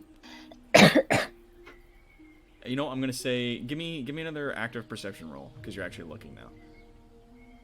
Oh yeah. Oh shit. So you like quietly sort of hop and skip through a bush or two and then look along the direction that you saw them going, and you catch sight of the team of kobolds, of which there are about 4 or 5 of them, that were a part of this examination, and they're heading sort of in the same direction that you guys are, but they're a ways off course. So they're heading towards the same, like, in the same direction. You're not sure if they're heading towards the same location that you are, but they seem to be a little ways off, if they were. They do appear to be going approximately the direction we are. From what I know, though, they're off course. All right, that's cause for alarm. I say we keep moving. We should move expeditiously. We should move faster. All right. So you guys pick up the pace a little bit. I'm not going to give any negatives for that. I'm just going to say, like, you guys just move well. And with Wait. Well, as part of Natural Explorer. Yeah, I was going to say, with Esteban leading you guys can move quickly without any sort of impediments. I was going to say, I pick up Snack, put it on Quad's shoulders, and I pick up Piffles, put her on my back, and just, we need to move quickly. Right before we go, I use prestidigitation to leave a mark in a tree for the next hour of a picture of the amulet and an arrow pointing in the wrong direction. Yes. Snack likes the way you think. You pick up a rock and just draw This that? is great. No, I use prestidigitation. It lasts for an hour. Prestidigitation, yeah. Prestidigitation. So you put that on a tree? That word Yeah. no one can pronounce. Sweet. All right. Cool. Yeah. You like quickly do a quick like motion with your hand, and on a tree appears the image, the illusion of a carving that is of the amulet and an arrow that is pointing in the wrong direction. So yeah, you definitely slap that on a tree and then make your way. Nice. I suppose this will get the orcs screwed up for over an hour. The Tortellans will sit there for an hour deciding whether or not it's real. I don't know about you, Carl, but I smell some bullshit. I don't know, George. Maybe you might be right. Some bullshit. If they ever in fucking these woods get out here. today. Amulets 1 mile north. Come get your amulets. So yeah, you guys are able to move unhindered with Talrend leading you through the woods. You're able to pick up your pace a little bit without being encumbered too much by the brush and whatnot. And yeah, as you make your way along, you find yourselves in a small clearing in the woods. Now let's just adjust this a little. Doc, Oh, just God. for when I got... So, what you're looking at here is there's a river that's just up there, and you guys are coming in from this bottom corner. The one the one that is down here. Hold on, let me just ping that. So along that side, I'm gonna say you're along that corner, and you see in the middle of this clearing there is a tall wooden post upon which Sorry, that's the first time I've heard Piffle swear. I've sworn a few times. That's what I've noticed. So you see this post, and sleeping against this large wooden post that goes up about 15 feet or so are 3 large ogres. Shit. Ogre sound. Ogre sound. And then just across the river, this small lazy stream, you see hiding in the brush are 4 kobolds, a part of that opposing team. How many were there before? There was 4 before. Okay. And they are just arriving, just as you guys are sort of making your way quietly to this side of the trees. Which side? The bottom side, this side down here. Okay. Okay. Yeah. So you guys are kind of like down in the trees in that area. Let's get a little thing here, but like around this area. Is where you What's guys are on the coming in from. post? You know what? At this distance, give me perception.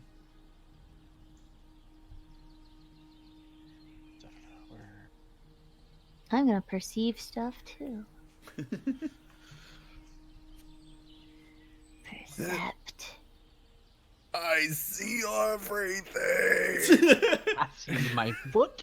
Oh, we actually did good on that one. Sneck, you're a little preoccupied with the fact there's 3 whole-ass ogres sleeping against that post. The rest of you guys actually do see, sitting atop that post, sort of hanging by a nail, is the amulet. Shit. How far away is it? Each one of the squares that you're seeing there is 5 feet, and you are just off of the edge. Like, if you guys want to orient yourselves sort of around this corner, you can. Whoa, Guys. what? So you would be about 60-ish feet from there. Mm. Guys, I can turn invisible. The baby. Wait. So now, as you guys are sort of talking amongst yourselves, you can see that the kobolds across the river are doing the same. They're sort of gesturing towards the post and talking in hushed tones amongst each other. Guys, The 3 I can ogres, just you turn- see, they're forest ogres, so they're not huge, but they are definitely larger than trolls and orcs by quite a measure. Yeah. What are I'm you guys going to gonna move do? up to this point here. Wait, let me get the right tool. Yeah. Okay, so you're gonna move up to that log. Yeah. Can one of you create a sound at another location? I was going to ask Wait. Doc. I need to know, do I have my cantrips? You Because- do have okay. your cantrips, yes. If I Okay. can, so if I move up to that spot, I cast. Okay, so you're telling your team that if you get up at least to that log, you can try to use Mage Hand to snatch it. But Yeah. you have to speak to do that. You have to make noise. But guys, I can turn invisible, and I'm very good sneaking. I could just turn invisible and run up there and grab it and come back. How big is What- how tall is the stump? 15 feet, you said? I'm pretty good acrobat too. I can do this. It is about 15 feet up. Yeah, I'm a What if pretty we good acrobat. I combine- could do that. Combine I that took with I creating. took careful spell and twinned spell. Ah.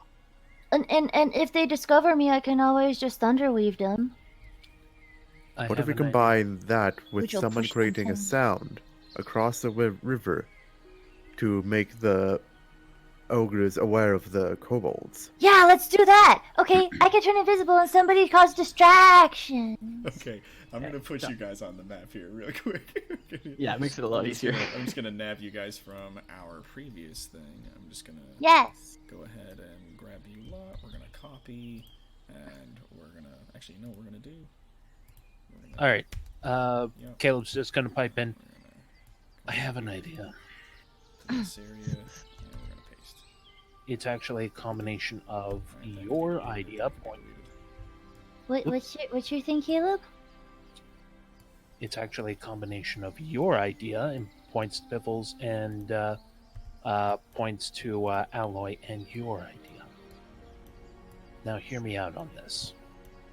Just gonna move Our all you best- guys over here. Our best marksman could make a distraction by firing an arrow or a bolt or whatever, say towards the Kobold team, to create a distraction that would draw away the forest ogres. And the Meanwhile, kobolds, the because the ogres kobolds sleeping? wouldn't know where they were going either. Acolyte Exactly, Snack the has kobold- raised his hand. Yeah, and the kobolds would be busy at the same time. Now, Piff. Wait. I think Sneck has an idea. Wouldn't a bolt or an arrow be? Would that be enough to wake them up? Oh, they're Maybe. asleep. Interesting.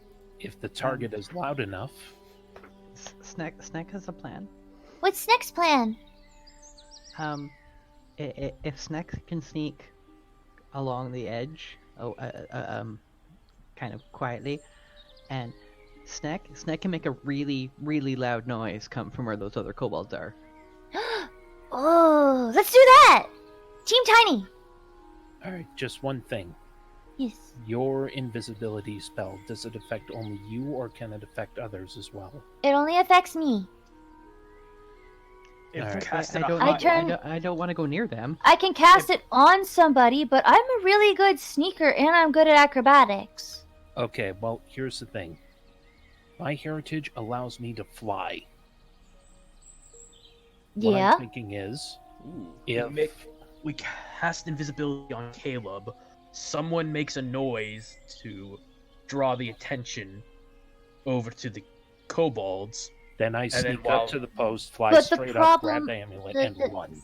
So problem. Even though you're invisible, it doesn't mean that they can't hear you. And no offense to Caleb, but he's not a very good sneaker.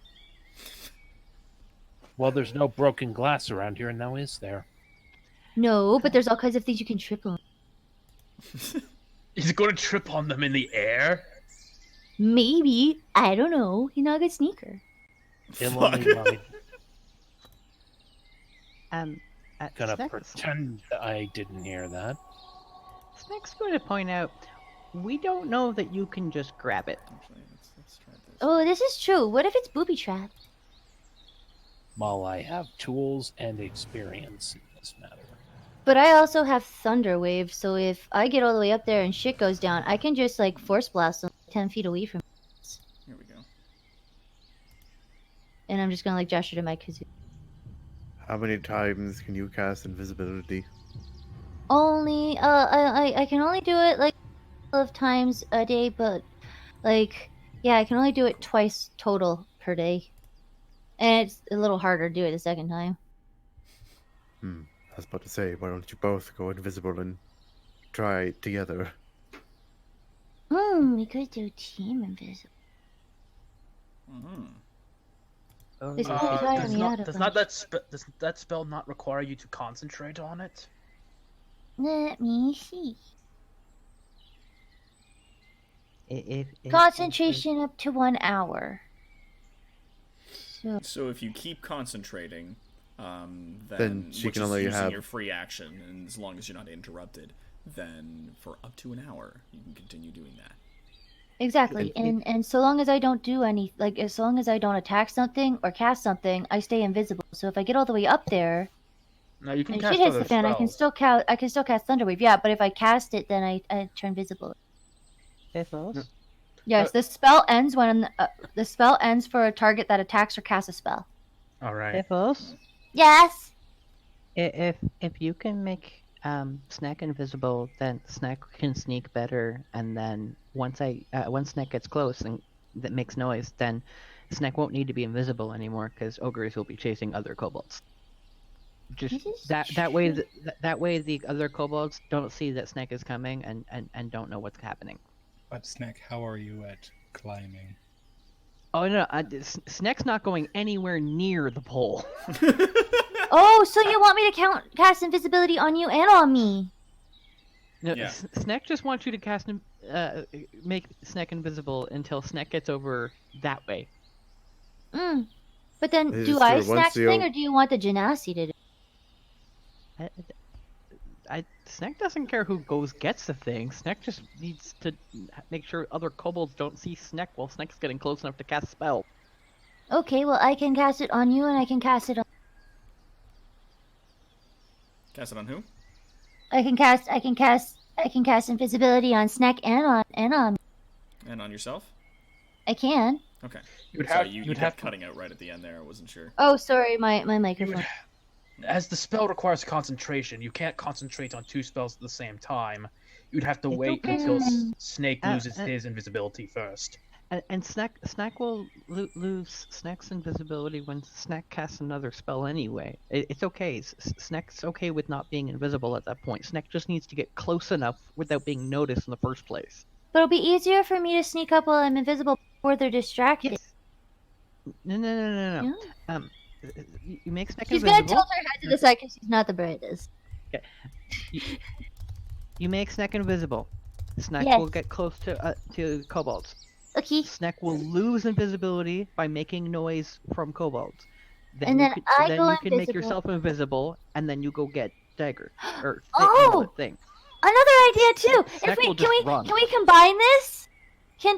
So you do your thing, and then I'll climb into Alloy's hand, and he can launch me invisible at no. Then, he won't know how far to throw me because I'll be Alright. invisible. Probably better to just I'll just sneak Go. it. It'll be fun. Normally. Fuck. Okay, so I'm gonna cast invisibility on Snack, and he can go do the thing, and then I will go do the thing. Yes, All Okay. right. I like So, this plan. I'm also, while invisible, still going to sneak to minimize sound. Yeah. Yes. Definitely. That's gonna give you So- like a big bonus to that. All right. So how many casts of invisibility do you have?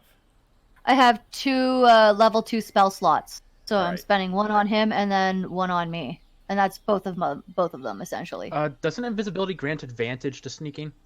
It doesn't matter, I got a 19 base. Well, you could get a 20. Well, 21 with the +2 I get from Dex. Yeah, it doesn't say for sneaking, at least not in the spell description, if you're invisible, but I'm gonna say that if you're invisible, obviously the DC required for you to sneak past unnoticed is considerably lower. I'm gonna let you keep that 21 that you rolled for the He's not being stealth. heard. Now, I want everybody else, because again, casting invisibility has a verbal component, so you have to speak to cast it. I want everybody else who's here to give me a stealth. Okay, so me too. Yes. Okay, I'm whispering my invisibility spell. Well, let's see. Yeah, the sorcerer is Esteban the only class that fucking can cast. awesome at this. Clang, clang, clang, clang, clang. So I'm stealthing. Stealth. So, Quad, you're super in the open. And Drek here. Also, you're like, the both of you are like standing in the bushes, but you're very visible. Piffles, you do make the DC, so your whispering of the spell does not wake the ogres. And Usually my stealth is better than that. yeah, so Snack then becomes invisible visually. He's got a little marker on him now. He's a little ninja. So now you are the invisible. What do you do exactly? The plan is, I know since we're not in combat, like, so turns Yeah. and movement are a little bit You're weird. gonna kind of go But, along this way. Yeah, basically, and then the idea was to get to, like, here. Get Like, to where there? I'm hiding behind the rocks. Yeah, where I'm literally hiding behind the rocks. Okay, so during this time, the kobolds have sort of moved their way to those rocks there, and they are hiding and sort of making themselves unawares. Now, you guys are sort of in this area. I'm gonna say you're like near that tree. There you go. Esteban, would you like to be, because you got a really good stealth, do you want to be in the trees, or do you want to be over by this rock? I was gonna say, I was gonna like Talaran, but like sneakily near the top of the rock. So you kind of like get up Does it on it look a like little a- bit, but still manage to hide yourself. And now our two sneaky Skeleton can friends, lie really, really flat. they can get down real thin. I'm gonna turn to our Genasi friend and go, do you really think that you could fly up there and get it? Ideally, I prefer it if it were a little bit closer. Like, really, really closer. I can only go for about 30 feet.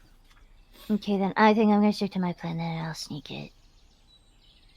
All right. So, do you guys want to be near the rock, or do you want to be in the trees?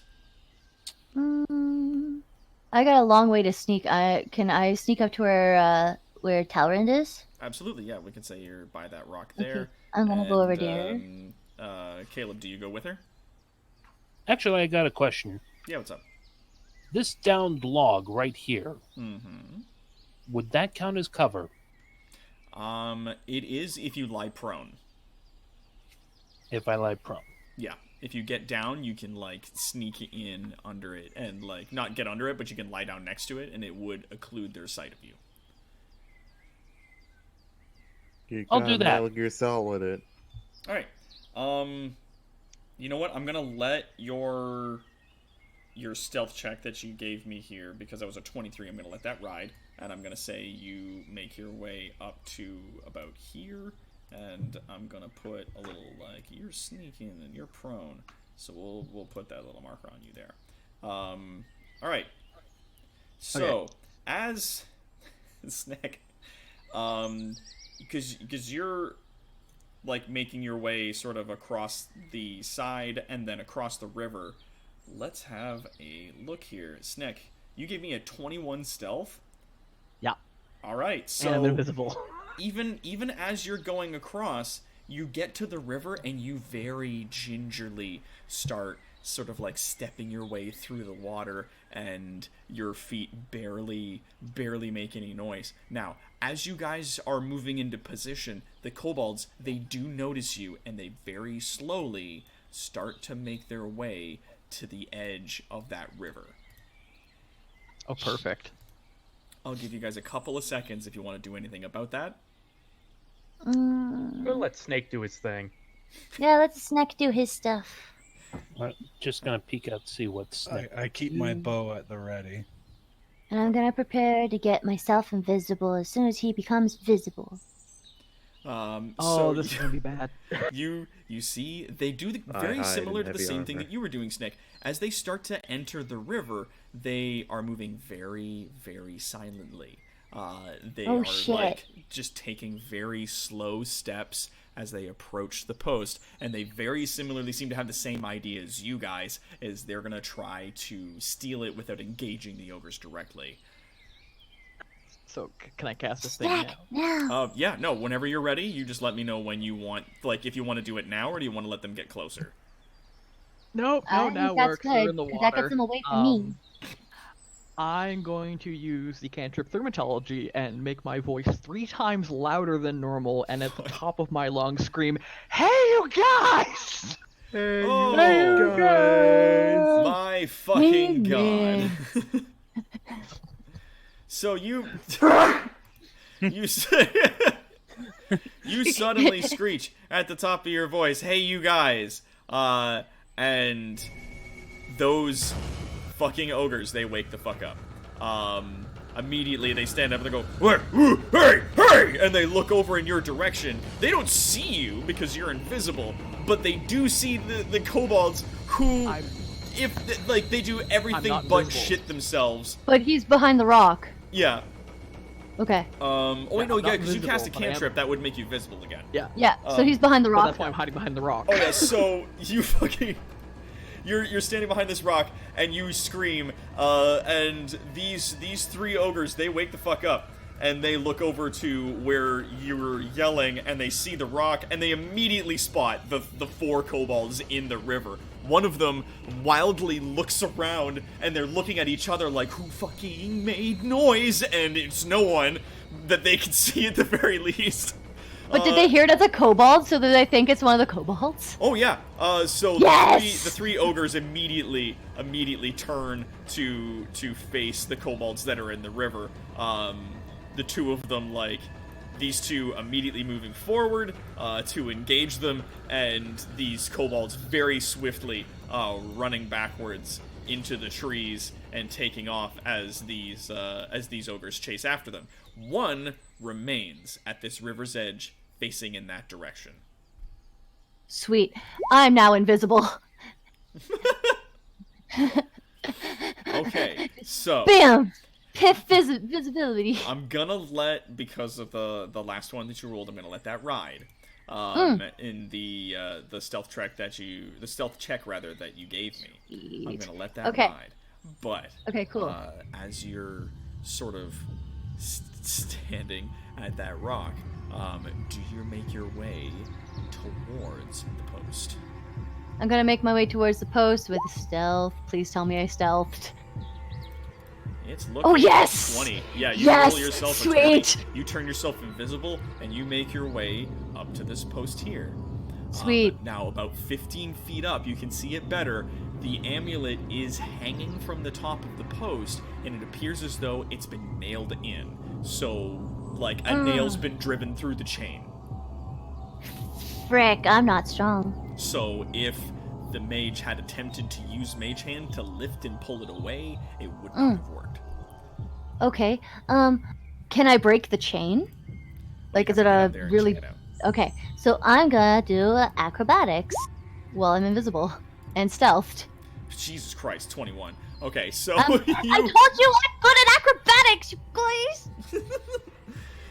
So Piffles, like, you sneak your way so silently up to this thing.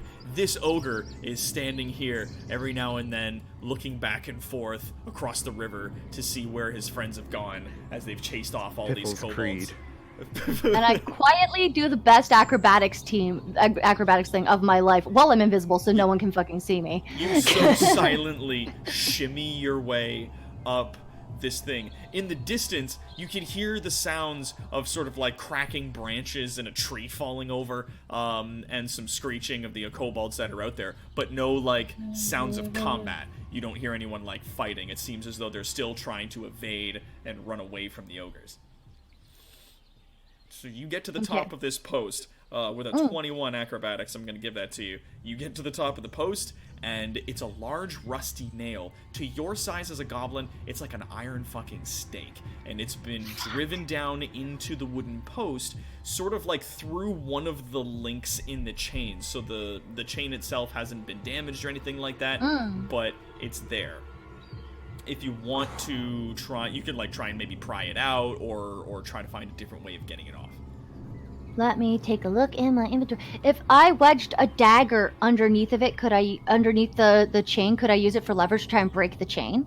That would definitely give you the opportunity if you wanted to try to use it to... Actually, you know what? If you want to try that? That might make me visible. Hang on, let me take a look here. If it's going to make me visible, then I can't. Yeah, No, if the target attacks, or if the spell ends for a target that attacks or casts a spell, so I'm not attacking anything. Yeah. So I can wedge my dagger underneath of it and try to do it. What would I roll for that? I would say roll me strength. Oh, fuck. Okay. Oh, that's a saving throw. Whoops, hang on. That was a saving throw. I mean, it still counts. Be the same That's- roll. Oh, Jesus. So I'm not strong. You like barely get the. Oh, can I do tip the of strength save dagger. instead? Damn it. No. You get the Damn. tip of the dagger like in between the nail and that link of the chain, and you kind of jimmy it around a little bit. You don't really put any mustard on it because you really do not want to cause any kind of trouble. Yeah.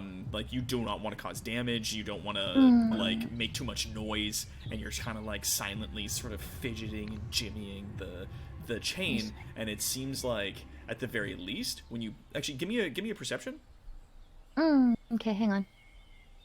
Perception.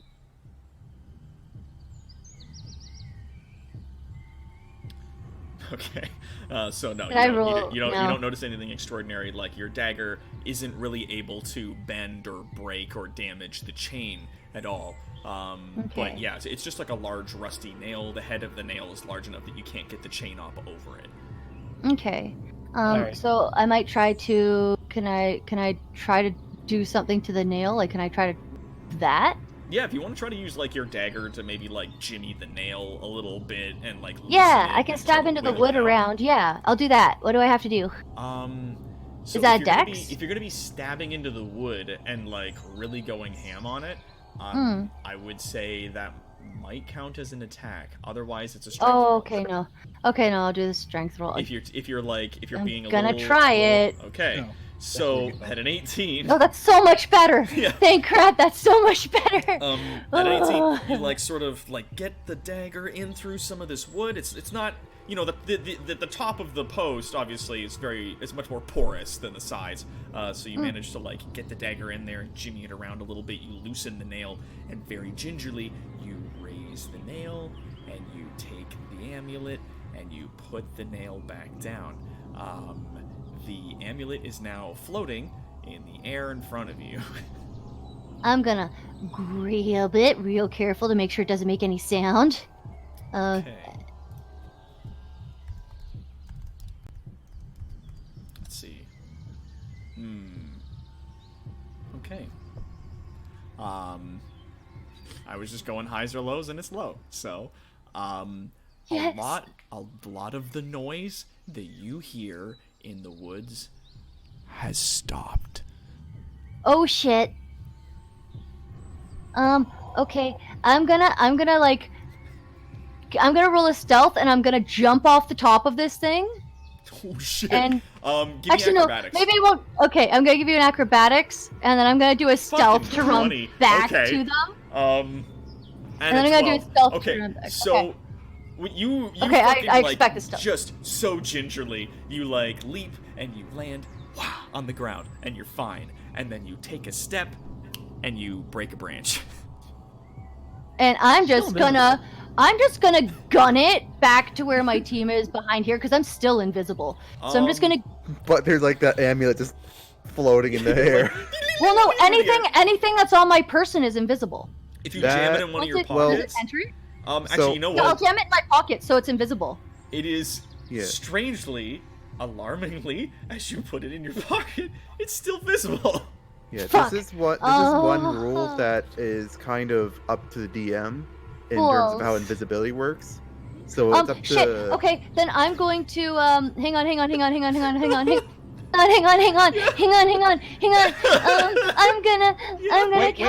I'm gonna cast minor illusion hold on. to make it No, no, invisible. Piff, wait, What? where are you right now?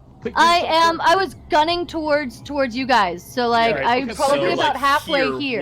When you broke the branch and you have like, I'm gonna give you like one free action, one quick action at the very least, before the ogre turns. 'Cause he Okay, hears I'm the- gonna the- run the as breaking quick- branch, and then he'll turn to face you. Get as Yeah. close to me as you can. If that, well, I'm gonna that's get as pretty close metagaming. to. Yeah, no, I was running for the rock that Esteban was hiding behind. All right. Okay, Because I was trying to get back because I didn't think this was here. The bit. Hold on, let her do 30 let her feet. do her thing. All right, so Yeah. So can I go 30 feet or yeah, no? I'm just gonna say you can get Yeah. 30 feet. That'll get you just to the rock. I'd like to do Okay. a thing before the ogre turns. Keldaka, what is it? What is it that you want to do? Shoot the ogre to get its attention. Christ. Shit. No. So- I don't want to lose half of Team Tiny. oh God. All right. Cool.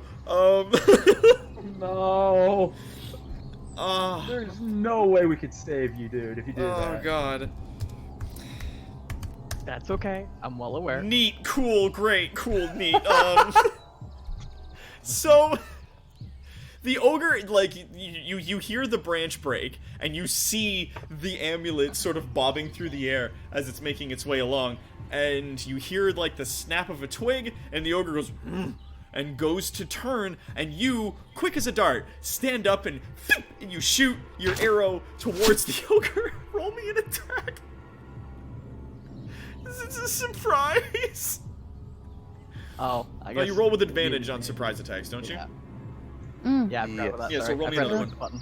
Do again.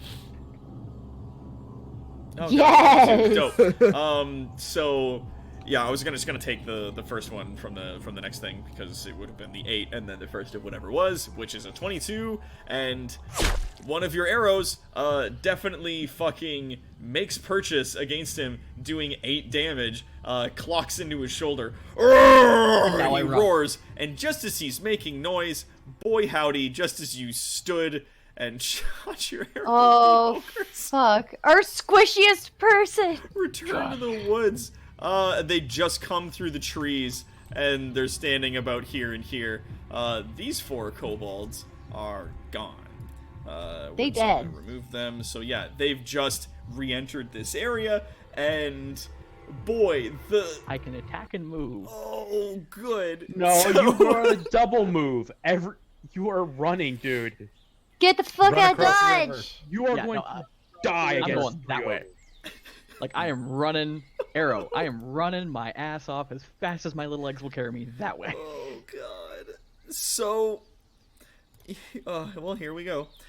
So you shoot your arrow, and immediately, like, they know you, and just as the arrow finds purchase during that round, it was a crit 20, so yes, the ogres did just kind of step out of the trees and notice their friend just as, like, getting shot just as they come out of the bushes. So this is your surprise round, you fired, and now you're moving. You have a move action and a bonus action. What would you like to do? See the bright pink arrows on the map? Yep. With me running away, You I'm wanna run? running as fast as I possibly can, while shouting at the top of my lungs with no spells, just shouting, "Run! Just go! Don't worry about me. Just go!" No. Alright, so you can make it. I'm gonna say it's you can get 30 feet. So you can get across the river. Oh no, I don't want to cross the river. I want to go like this way. Up the river. You want to run along the river? Well, I'll end up crossing it eventually, but like I'm running like clear. He's off drawing the them edge of away the from dock. us. Yeah, I'm not running towards the party. I'm running away from the ogres, but the only way I can. Is I away from had the a party. way to separate us from them, and if you're stuck on the other side of the river, I can't do anything for you. With all the commotion, the 2 ogres re-entering the clearing do not see a floating amulet fuck off behind a rock. The rest You of want to move you, me behind the rock then? yeah. So you can I'm there definitely now. move yourself like behind that Dude, rock. I'm there now. It's So you Yep, definitely. I'm over squeeze here along. now. I'm gonna let the rest of your stealths carry, and as everybody at least cleared 10, except for Drakir, his stealth was 4. And Quads was also 4. Okay, let's see if they notice you. I get disadvantage to stealth. Yes, you do. It's because you big Um, clunky thing. Let's see. Oh, fuck, no. They are distracted by the They kobold. they where- absolutely Oh. boof it, but yeah, they see this kobold like standing behind a rock and shoot their friend, and they're just like, hey, and then you fucking cheese it, and you're just like, run, and you cheese it. They think you're with the other dudes they just chased in the woods, Fuck. Exactly the idea. cause you're also Good fucking idea. kobold. That was I'm the imagine- plan. I'm imagining Aloys just standing there, slightly in the forest, holding a branch in front of him. All right, so what I want you to do, I'm gonna have you roll for initiative for me, Snack. Just Snack, roll me initiative.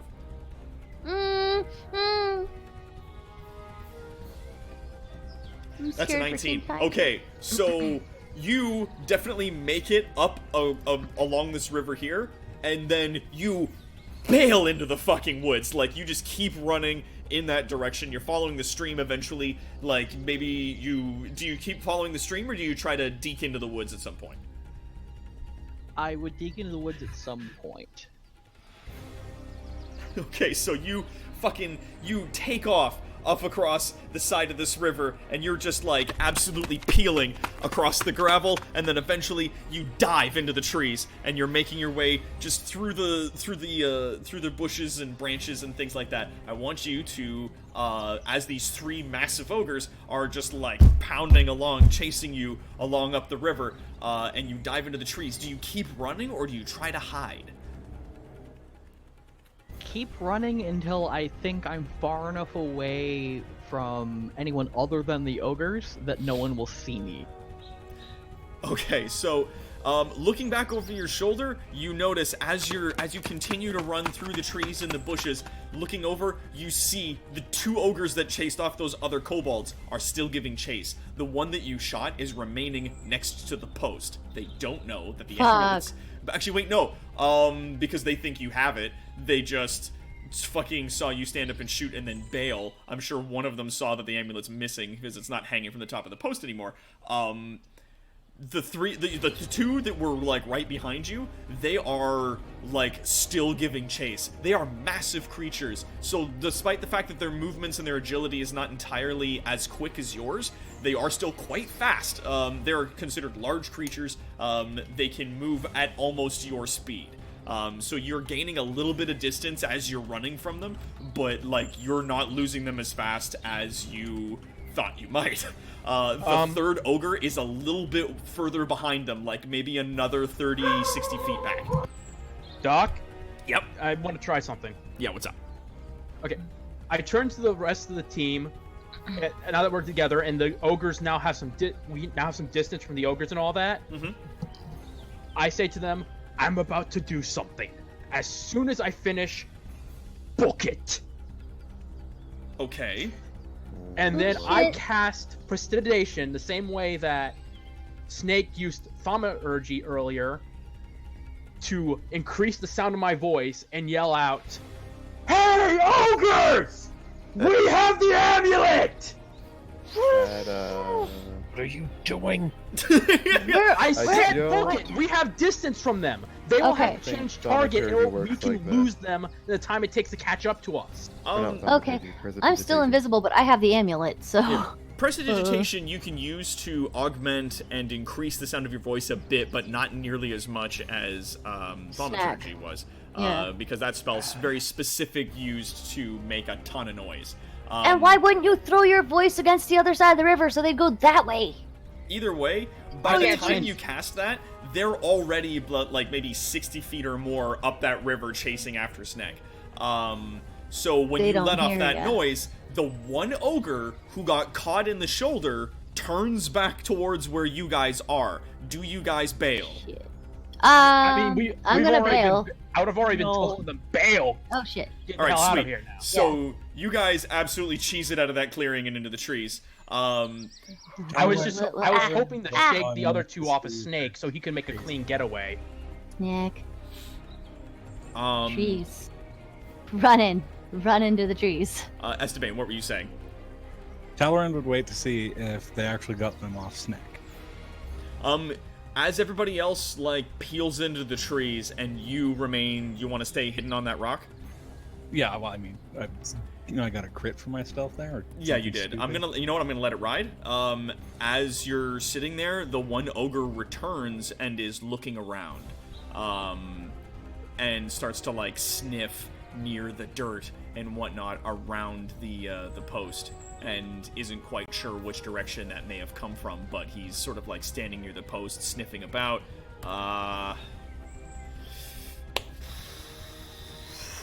Let's try this.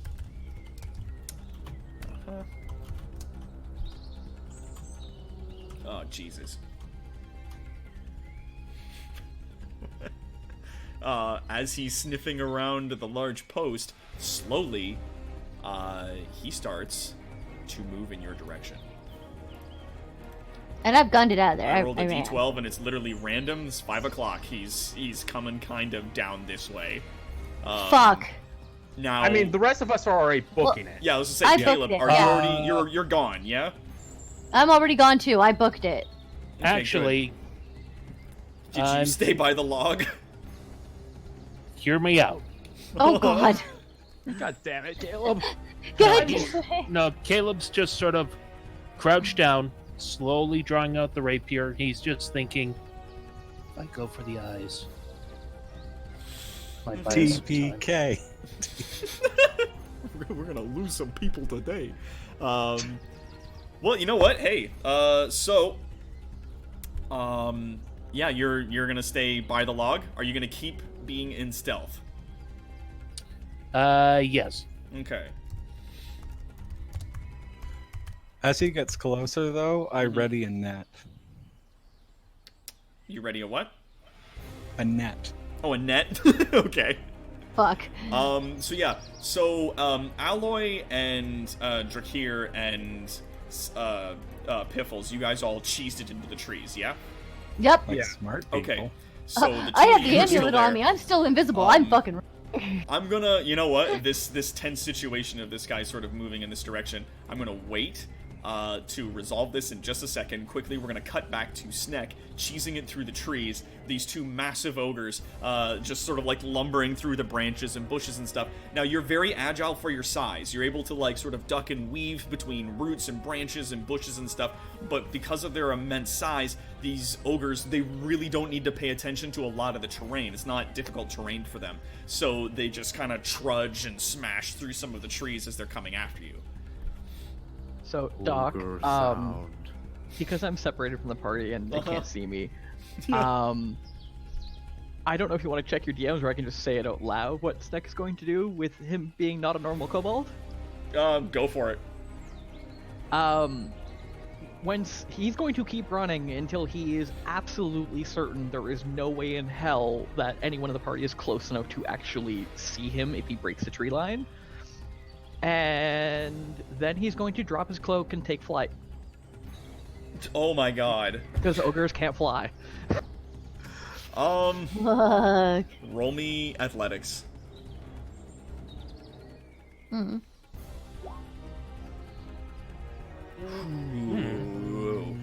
Ooh.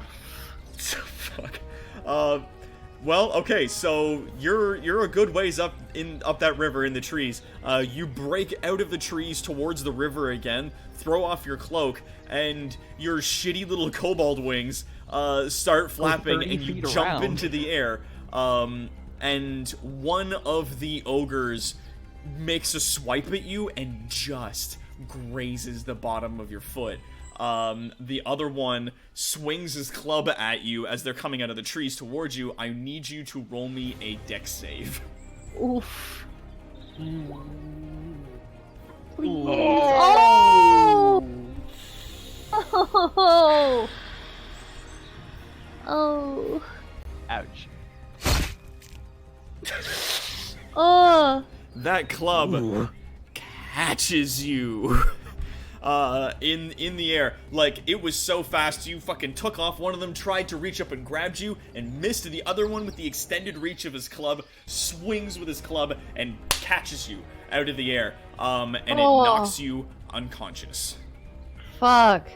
Ouch. No. Okay, Oh, we need a new cleric. So, coming back to the rest of the party, you see this ogre making its way, sort of sniffing along and looking around towards the trees where the rest of the team broke off into the trees. Does Caleb see Talrand running a net? I'm gonna say yes, because you were aware where each of you were hiding. And with a 14, it does not see you and continues into the trees in that direction, moving at a slow, lumbering pace. Fuck. So the rest of you, as you guys ran into the woods, you would have absolutely outpaced this creature because it's not running, but it's moving sort of at a more careful pace, kind of looking around, sniffing the ground, sort of trying to figure out what's up.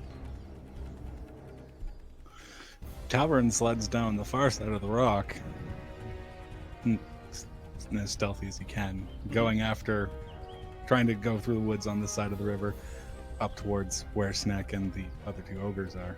Oh my god, okay. Fuck. Jesus Christ. Alright, so... Talron's like, not the one person that can heal me. Oh, fuck.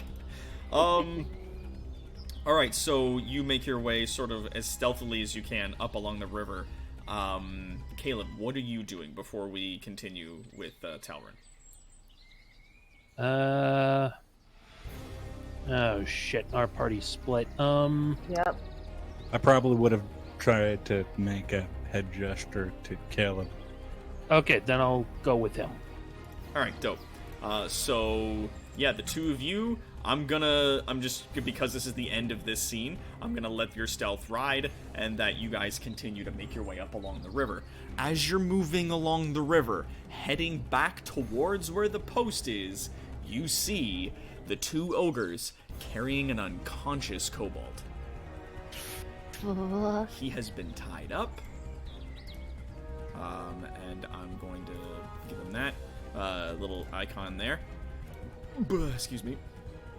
And the two of them sort of trudging through the water, making their way back towards the post. Make their way down here, and they put him on the ground there. Here we go. So he is unconscious. He is not looking good either. They don't see you as they make their way back towards the post. If you want to come back and approach that clearing again, then you will need to make another stealth check.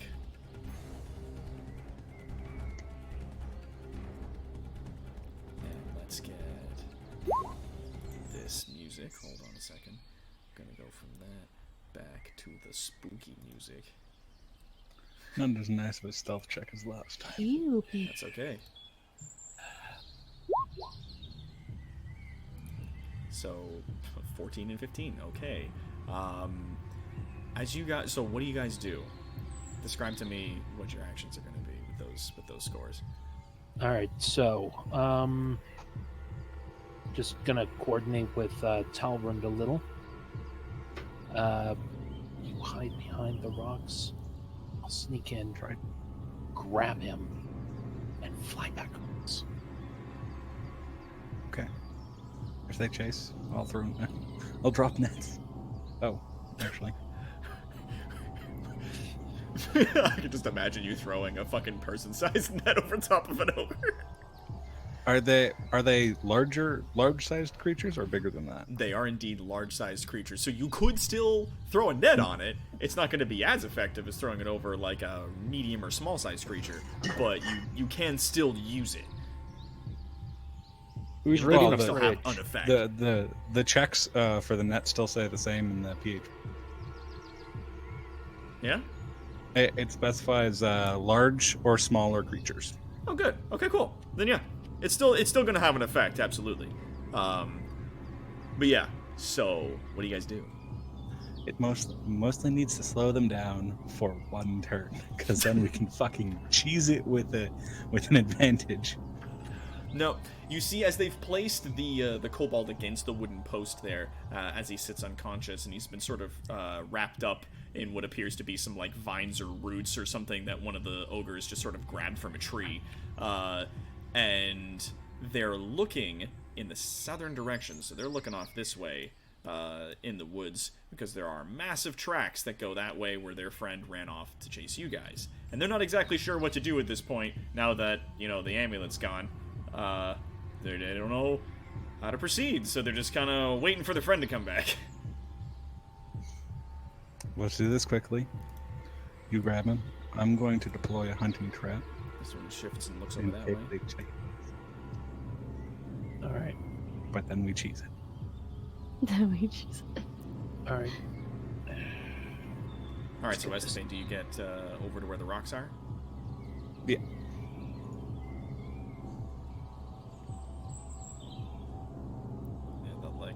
Like these rocks here? Or over there? Okay, cool. That's perfect. All right, sweet. I am, as I said, deploying a hunting trap, like directly in front of me. Okay, how do those work? If they run over it, It springs? Is there like Yeah, a bear trap. thing? it's a bear trap. It's a oh shit. Okay, it is a that is a full ass bear trap. Okay, cool. Is that in your inventory? Do you have one of those? Yep. Okay. It actually weighs a stupid amount of weight. It's 25 pounds. 25 pounds. Oh my god. I debated getting one, otherwise I couldn't carry anything else. Yeah, there it is. Holy shit. Yeah, hunting trap. Holy crap. Almost as heavy as my armor. Fuck. You know what? Let's look that up. Yeah, look at that. Boom, hunting trap. So this is really cool. Let's check that out. Yep, it does a D4 damage. It's piercing type. Standard dexterity, weights 25. It is a very heavy thing. When you use your action to set it, this trap forms a sawtooth steel ring that snaps shut whenever a creature steps on a pressure plate in the center. The trap is affixed by a heavy chain to an immobile object, such as a tree or a spike driven into the ground. A creature that steps on the plate must succeed a DC 13 dexterity saving throw or take the piercing damage and stop moving. Thereafter, until the creature breaks free of the trap, its movement is limited by the length of the chain, typically 3 feet long. A creature can use this action to make a DC 13 strength check, freeing itself or another creature within its reach on a success. Okay, so I'm going to open that in a separate window. I'm going to put that over there. Now, you deploy this trap, as you said, in that square that's just in front of you. Yeah. All right. While he's doing that, I'm going to be extremely quiet and whoop. Yeah, let's try to sneak over to him. All right, and at a 15, you are just making that for a stealth check.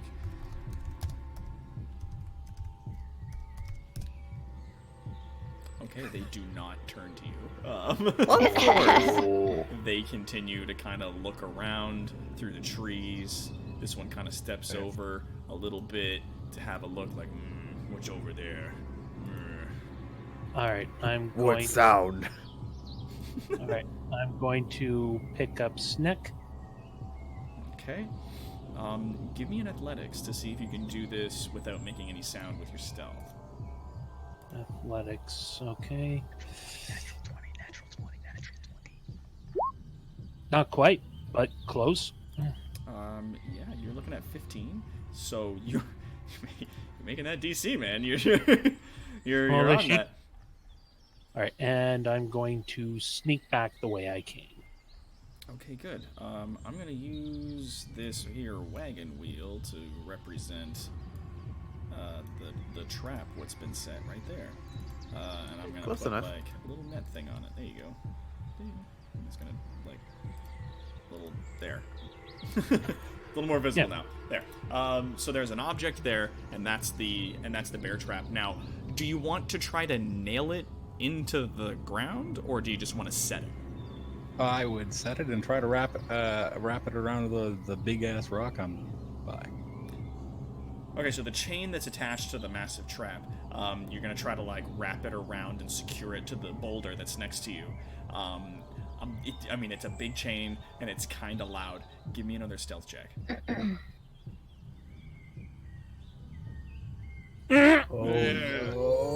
Ooh.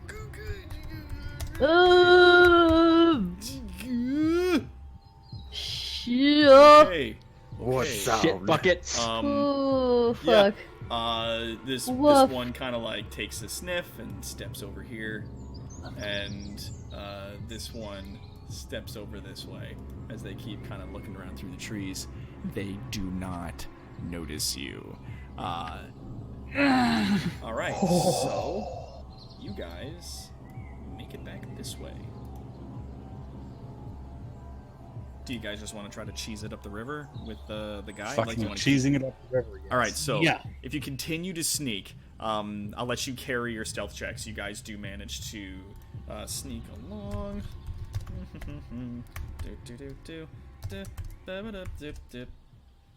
No. Okay. Ooh. You make as you're sneaking up the river, you get a short distance up that way, and then you hear the jaws of your trap snap shut, and one of the oars go, "Ow!" But you can't see it. It's just like it's a ways back down along the river. It's out of sight. All right, but still, just Caleb hears that carrying Snack slowly turns to run. Run. Yeah, let's cheese it. Sprint, sprint, sprint. Yup, so you guys take right the fuck off. Book it. Up, Book it. up through the trees. Successful rescue! Oh my god! Well Oh, done! Guys, Cutie's at it again. Oh, my no. God, Oh really? no, now I have to watch. Yeah, that's just... Oh Christ! Alright, so we're gonna pull that up so the folks at home can have a look at what's going on here. I have to ask, is Yeah. Snack missing his robe still? He is. And you can definitely see he's got tiny little kobold wings on his back. That's You that's know a that like a there little is- kobold. there is a subspecies of kobold that have little wings like that. And there you go, folks at home. You can see there he is flapping his little wings and then getting caught with the mallet. That poor little bastard. Just whoop. And slap. So yeah, you would know that there is a subspecies of kobold that do have tiny wings like this, which lets them fly, albeit somewhat pitifully on occasion. Which is why he got whomped. So yeah, you are carrying a unconscious tiny kobold wrapped up in roots. Do we hear the ogres still chasing after us? You hear the jaws snap shut and them screaming, and then you guys took off, and you don't hear them coming after. Yeah. You guys definitely put enough distance between the two of you as you sprinted up through the woods along the river, that they don't seem to come up in that direction. They might not have known that you set that. They're just like, "Hey, where'd the guy go? Hey, what the fouch?" Like, What the fuck? Why the hell is this here? how did that happen? So yeah, you guys are making your way. I almost made So it. as soon as we're a relatively safe distance away, Talrand taps Snack and goes cure wounds. So you make a cast of Cure Wounds. Oh, and I guess Caleb will cut the vines loose just to, breathing room. Talrand there it does is. not cure Yeah, so, wounds really well. Yeah, it's not fantastic, but like definitely make a little spell and cure wounds. Yeah, Snack, you wake up. Wait, what? Snack. It's all right. Snack told you to run. We don't leave anyone behind, Snake. No one. You're not very bright, are you? Snack made friends. Friends came back and saved Snack. Yeah. Why? You had necklace, amulet. Yes, they left as soon as possible. You had the necklace. Yes, we did. And those guys are gone.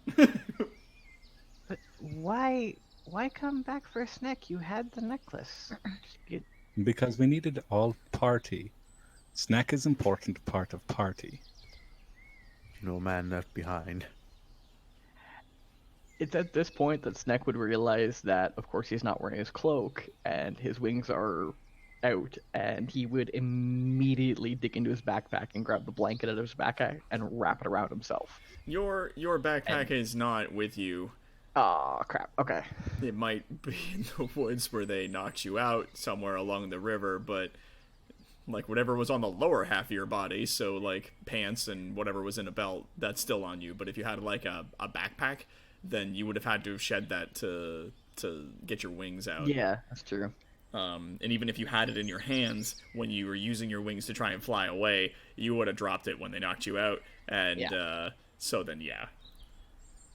I'm gonna roll an insight to see whether or not I can tell that Snack is clearly distressed about the situation. Very, very distressed. Yeah, roll an insight. Oh yeah, you can tell he is very nervous. He feels extremely naked when his wings are uncovered.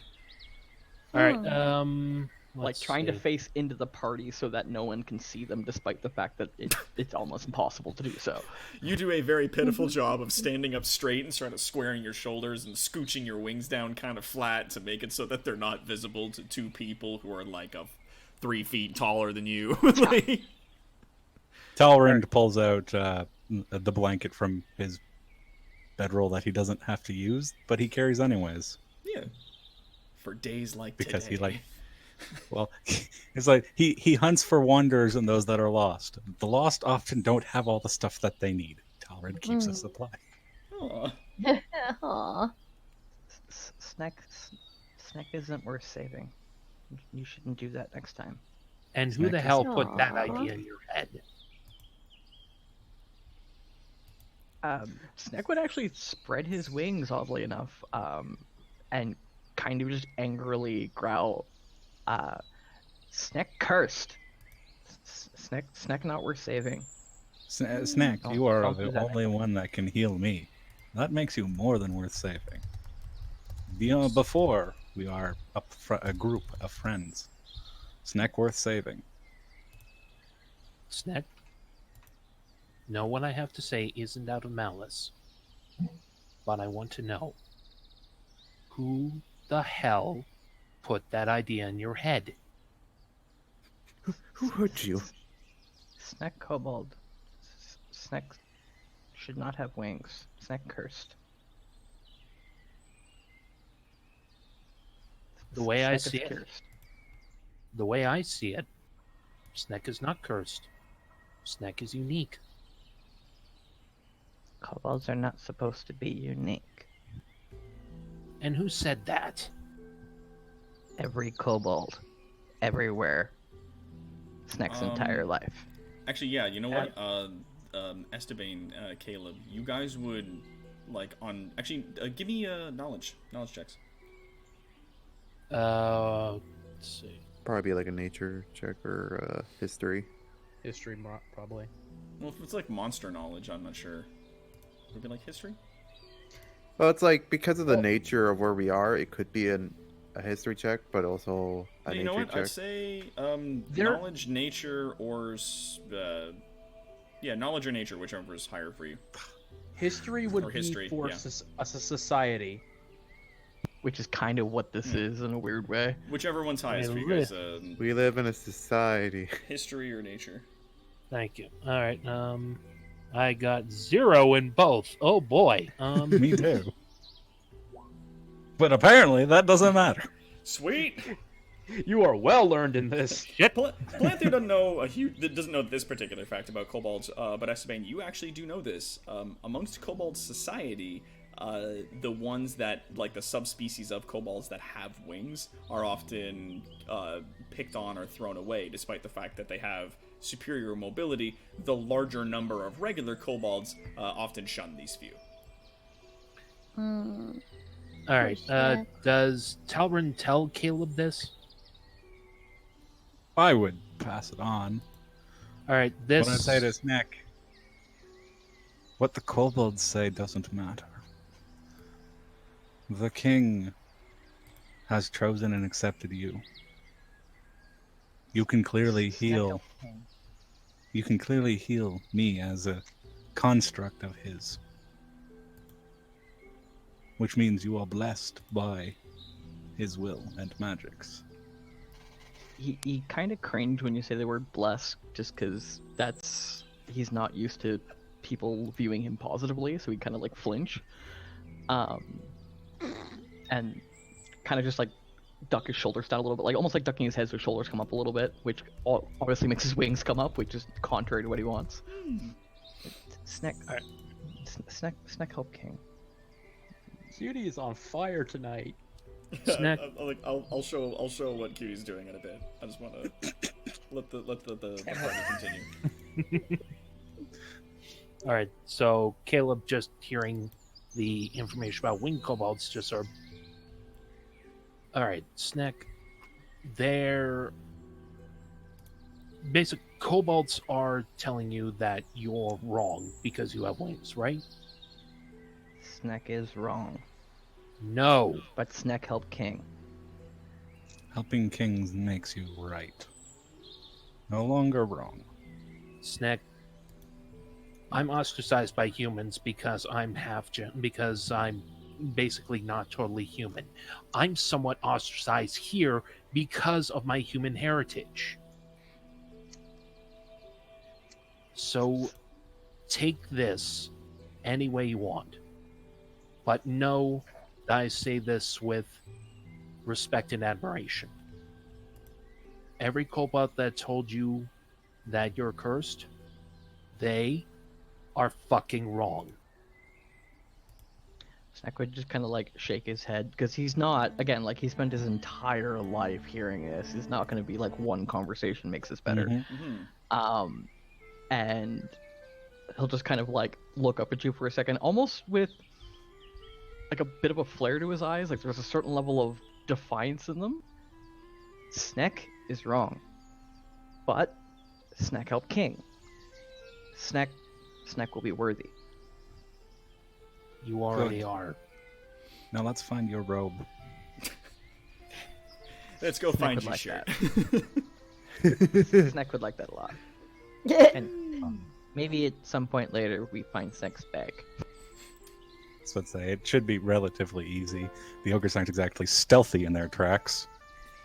You guys make your way back along sort of the river on the other side, sort of moving kind of cautiously, and you do spot his robe and bags sort of discarded on the side of the river.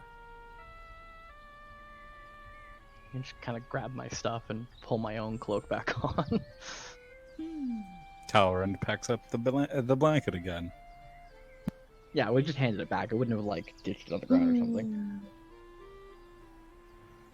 And now let's go catch up with those people that have really no way of outrunning us. Uh-huh. And smash cut to people running for their lives through the woods. Yes. Cue Resident Evil 4 combat music. So as you guys ran through the trees, you definitely managed to get away from where the ogres were, and you're in like a very good position to continue moving along. So like you're okay. Cool. You like looking back, you don't see any of the ogres, you don't hear any of them following you. And it's the three of you, and you have the amulet. Sweet. But as soon as I'm out of the party, it becomes difficult terrain. You are now in the woods with your objective, with half your people, and no guide. We have no way of knowing how to get out of here. What need to kind try of and- check? So I guess I can try and make a Survival. survival. I guess I'll try and make a survival. Hmm. Because I do, at the very least, have a wisdom score. shut up. Never mind, I am dead lost. I'll do a Cool. survival. No, Um, that way. Cool. Piffles, do you want to try a survival check? I'll try. I might not survive, but I will try. oh, this is gonna be. Oh, thank Christ. That's exactly where Okay. I go. Did I die? I was paying attention. Whew.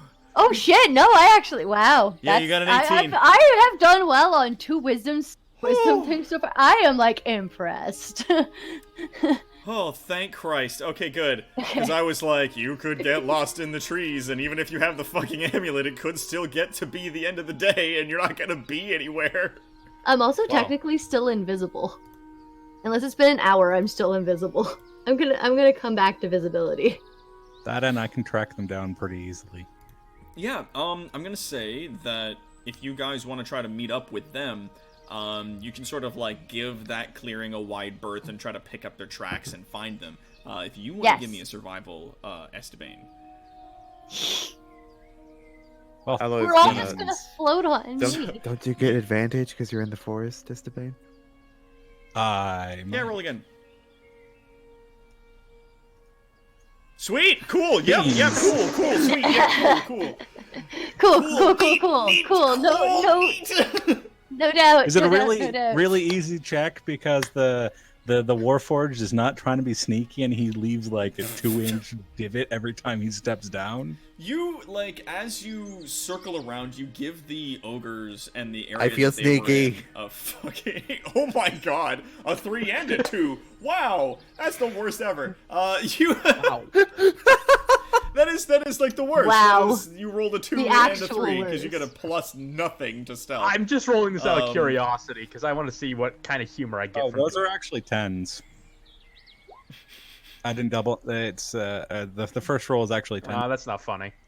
because I don't get yeah, 'cause you advantage. get I a- double my proficiency. Yeah, you just get plus 2. You double your proficiency, so you get an extra 2. At 10, you do pick up their trail. So yeah, Sweet. you make your way around the ogre's camp, and let's see. I'm just imagining Alloy Cool. sneaking is like Kronk in the Emperor's New Groove. No. What?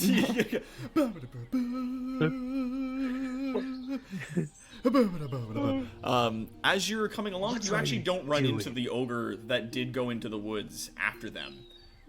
You seem to miss him entirely, and you pick up their tracks, and as they're sort of making their way along through the woods, Piffles, you actually remember a lot of the trees and whatnot, and you do recall... I like trees. When you were traveling here, Talrind may have mentioned that, like, you can often orient yourself by the direction and the position of the sun. And as it's getting to be sort of the early afternoon, maybe like 3-ish or so, you can be like, oh no, okay, so if that's west, then you need to be heading in the east-ish direction, but not straight east, because you want to go, you know, back to like a northeast area, back towards the arena. Please tell me we find the turtles just arguing around the mark I left in the tree. You see them still leaving. Actually, you come across the tree where you guys had taken your rest. You come across the tree where you had left your spell. Does anybody want to do survival to see if they see any tracks? There's nobody standing around it. Let's see if I can do told this you once in a while. Is it this, was to the left. Is this the Why amulet group or do you the defy It's the me? amulet group, so that's you as well. Neat, cool. Hey, I Well, actually I that's got supposed a to be 21. normal, 21. But You guys see some large footprints around the base of the tree, and it's at this time that Talrind, Sneck, and our good friend Caleb meet up with the rest of you guys. They catch up to you. Sweet. Snack! You're okay. Hello, friend. He Ish. looks rough. He is he is still a little worse for wear. I tap him and expend another cure wound. Are you okay? I can do a thing. In Draconic, I turn Next this. time. In Draconic, I tell Snake, Oh, that's "You, enough for you are as mighty Yeah. as a dragon, my friend." So fucking Drekir is like, Okshigo, Ukak Chugar. He says, oh, it's very interesting. And yeah, estimate Talran definitely like expends another spell into him, and he sort of heals up a bit more. Some of the like the bruising fades out, and he's looking a bit better. Yeah. Good. We Good. have the item that we need. I Yes, suggest I we got it make in my haste pocket. towards the arena. Yes. Quickly, Expedition. because we So- don't want any of the other teams to meet up and try to snipe it from us. I don't know how to make it Yes. stop glowing. Can we hide it inside the Warforged? I could Ooh. definitely hold on to it, and But will it be hidden? I don't think it'll need to be if he's wearing it. It's like they can see it, but fuck if they can try to get it from him. No, I said hide inside. In the Put- armor. Put it in his plating. Put it in his mouth. unlike Fender, just like Fender. Warforged are not empty on the inside. Yeah. No, Oh, but well. you don't need to eat or breathe, so we could put it in your mouth. No, but he does need to Doesn't really speak. have a mouth. Yeah. He Oh, that's true. just has like a faceplate that noise comes out of. Can we put it into the amorphous blob that is your body? Is that how that works? We can put it in Esteban. Is it like a slime? You Yeah, but Why are probably- you Esteban trying to can put see things through. into my body? Now, also because the chain and the gem itself are quite chonky, not unlike the jewelry that a lady psychiatrist would wear. Very chunky jewelry. They do. It's true. That's a fucking. reference to something that I It's a don't. stereotype. It's just It's a a very trope. common stereotype. Yep. Okay. You definitely feel like you might have a bit of difficulty getting it into the plating that Alloy is currently wearing. However, if you put it around Talran's neck and then just put it inside his rib cage, Drop the it gem down would my rib fit in cage. there, more or less. Yeah, it would hang in there. But would it be hidden? I mean, the chunky golden chain would still be visible around his neck, but the rest of it would be more or less obscured. And we know that Talrand isn't exactly all about showing off his neck usually. Yeah, like if His you current like portrait wrap aside. your scarf up around that, then yeah, it should be pretty good. Okay, because my belt pouch pockets are not big enough. Talrand proceeds to stuff the jeweled pendant down his throat, apparently. All right. So yeah, He you put like, it in his throat hole. you put it like around the chain, kind of like around the neck, and then you stick it down through your collarbone, and the large gem sort of hangs in the middle of your rib cage. And you like wrap a scarf, I think, around your neck, and it sort of like obscures that area. So for all intents and purposes, it's invisible. Sweet. So yeah, you guys make haste through the trees, I would imagine. Yes. Yes. The Yeah. sun does begin to set as the day goes Quad, have on. you seen your Kitty's stealth art of you? Yes. Yes, right. I'm sorry. I was going to show that really quickly of a wonderful guy doing a stealth check here. There he is. He looks so much like Iron Man from the 1970s. Yeah, just fucking huge. Just oh my god. Oh, Shh! You I was can't at the see Bioshock. me. Just grabs a branch and bends it in front of him a bit. Trying to I do hide believe his it's about 2 meter time we wide make- body behind a 1 meter wide tree. We make for the arena expeditiously. yes. Yeah, so you So guys. should we climb on move top of swiftly. Alloy again? He can carry us. Alloy, do you agree to carry the 2 small members of your party? Because we slow. He does We not know. oppose to it. He's not gonna stop you. Cool. Give me a Piggyback. strength check. Give us what? Strength check. Alloy. Strength. Me? Oh. Strength to carry 2 small creatures. It's a low DC. Yeah, you make it, it's Piggyback. fine. You don't drop them or anything. They, like, you guys sort of amble up. I don't know, Sneck, do you also try to get up there? No. Snack's pretty sure he would fall on his ass if he tried, so he's just gonna go on ground floor. Oh, cool. So then, yeah, it's just Piffles who sort of Piggyback! scrambles up and climbs up Alloy and, like, sits up on one of his shoulders. Yes. And then you guys make your way through the woods, expeditiously through the trees as you go. For all intents and purposes, it's relatively, like, quiet. You guys don't catch any other signs of the other parties as you make your way back to the arena. Well, the kobolds are dead. The turtles are still in the first stage. The turtles are still just getting out of the arena now. They're only just making it. But yeah, you guys make your way back across the trees, back towards the arena, and then upon entering the arena itself, you are greeted with a somewhat tired crowd. The crowd themselves, they're a bit tired. They're a bit sleepy with the fact that they've kind of been sitting at an empty arena for the most of the day. Not much has been going on. But as you guys come sort of swiftly walking back into the arena, you make your way back to that front and center area that is... I'm just going to move this. Like Okay, so. as we're entering the arena, though, Talaran would have taken the necklace out, handed it to Snack and said, "Hold it high." Nice. Aww.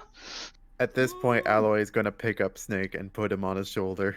We did it! We did it! Picking up Snack. So yeah, you guys come back into the thing, and the crowd starts to go nuts as they see you guys coming in.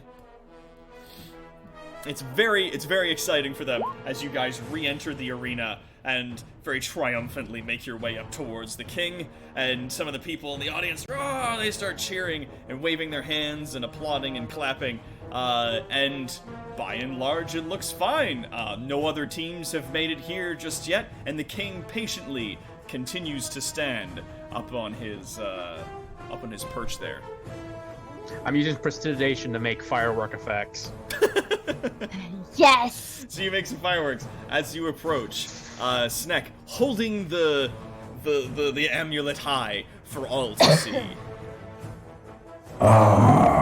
You have returned, my children. Yes! Well done. Tell me, what has this trial taught you? Combat is not always the best option. Play to your strengths. And rely on your friends. Yes. Teamwork. Snack's party's a little bit suicidal. Well, we're going to the surface. We'd have to be. The king. You have to be strategic. The king nods slowly as he's seeing you all speaking about your experiences in the field, talking about how you need to, like, definitely work together and do other things as such. That is correct. When you travel to the surface, you will be met with many adversaries, many challenges and obstacles. And it is in this that you will learn to always stick together, have each other's backs, as it were.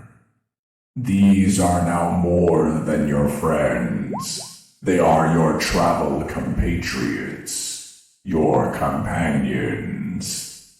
You each rely upon one another to survive. Remember this lesson.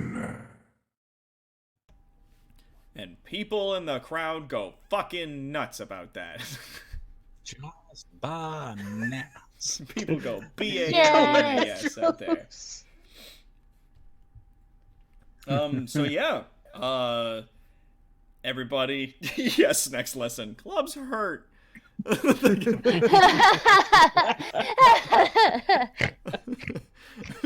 Fucking Alloy's like, stealth is an option to some. Like, I am really good at invisible acrobatic. yeah, fucking awesome. Shortly after you guys made your way and this announcement was happening, the other teams make their way in through the sides of the amphitheater here, the sides of this Colosseum, and one of the groups, the Tortolans, are carrying another amulet. Shit. What? It looks There were two? identical to the one that you had. And as they slowly make their way into the room, just as the sun is setting, they make their way into the center, and one of them slowly lifts it up so that everyone can see. And there's like a, yeah, like in the audience. Slow clap. Slow clap. And the kobolds sort of slink their way in, eyeing you guys very, very, very angrily. And following them is the group of orcs, and they're sort of arguing amongst each other about some bad directions they may have received from a tree. They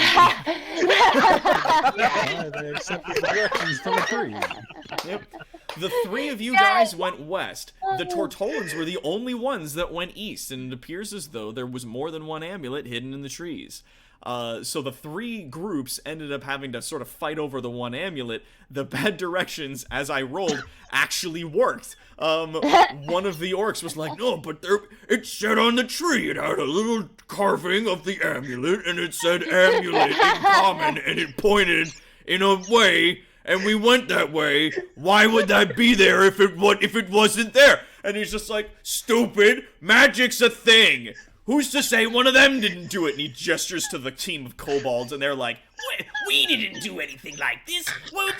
We didn't carve anything in the trees. So they start bickering amongst each other. Enough! The words of the king echo through the amphitheater, and the bickering teams and some of the people in the audience fall very silent. You have done well, Tortuga. You have brought this amulet to me. Despite how slow your people may move, you are durable. You are steadfast. And you have the appropriate will. Well done. There's mixed cheering throughout the audience. A few Tortolans that are in the bleachers definitely going like, yay!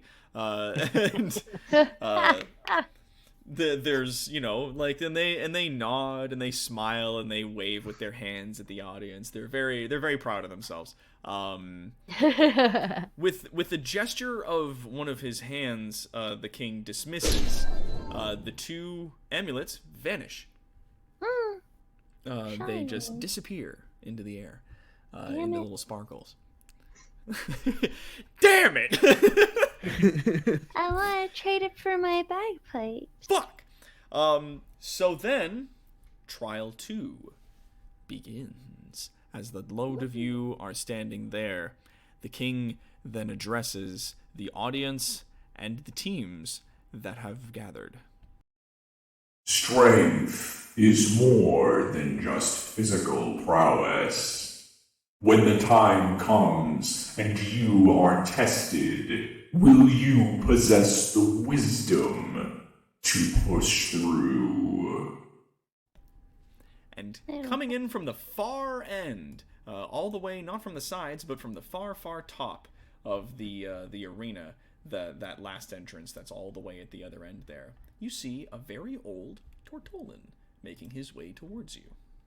Hold on, I'm going to pull up a little picture for you guys here. Boop. No, we don't need that. Where is he? It's the guy. I'm trying to find him, sorry.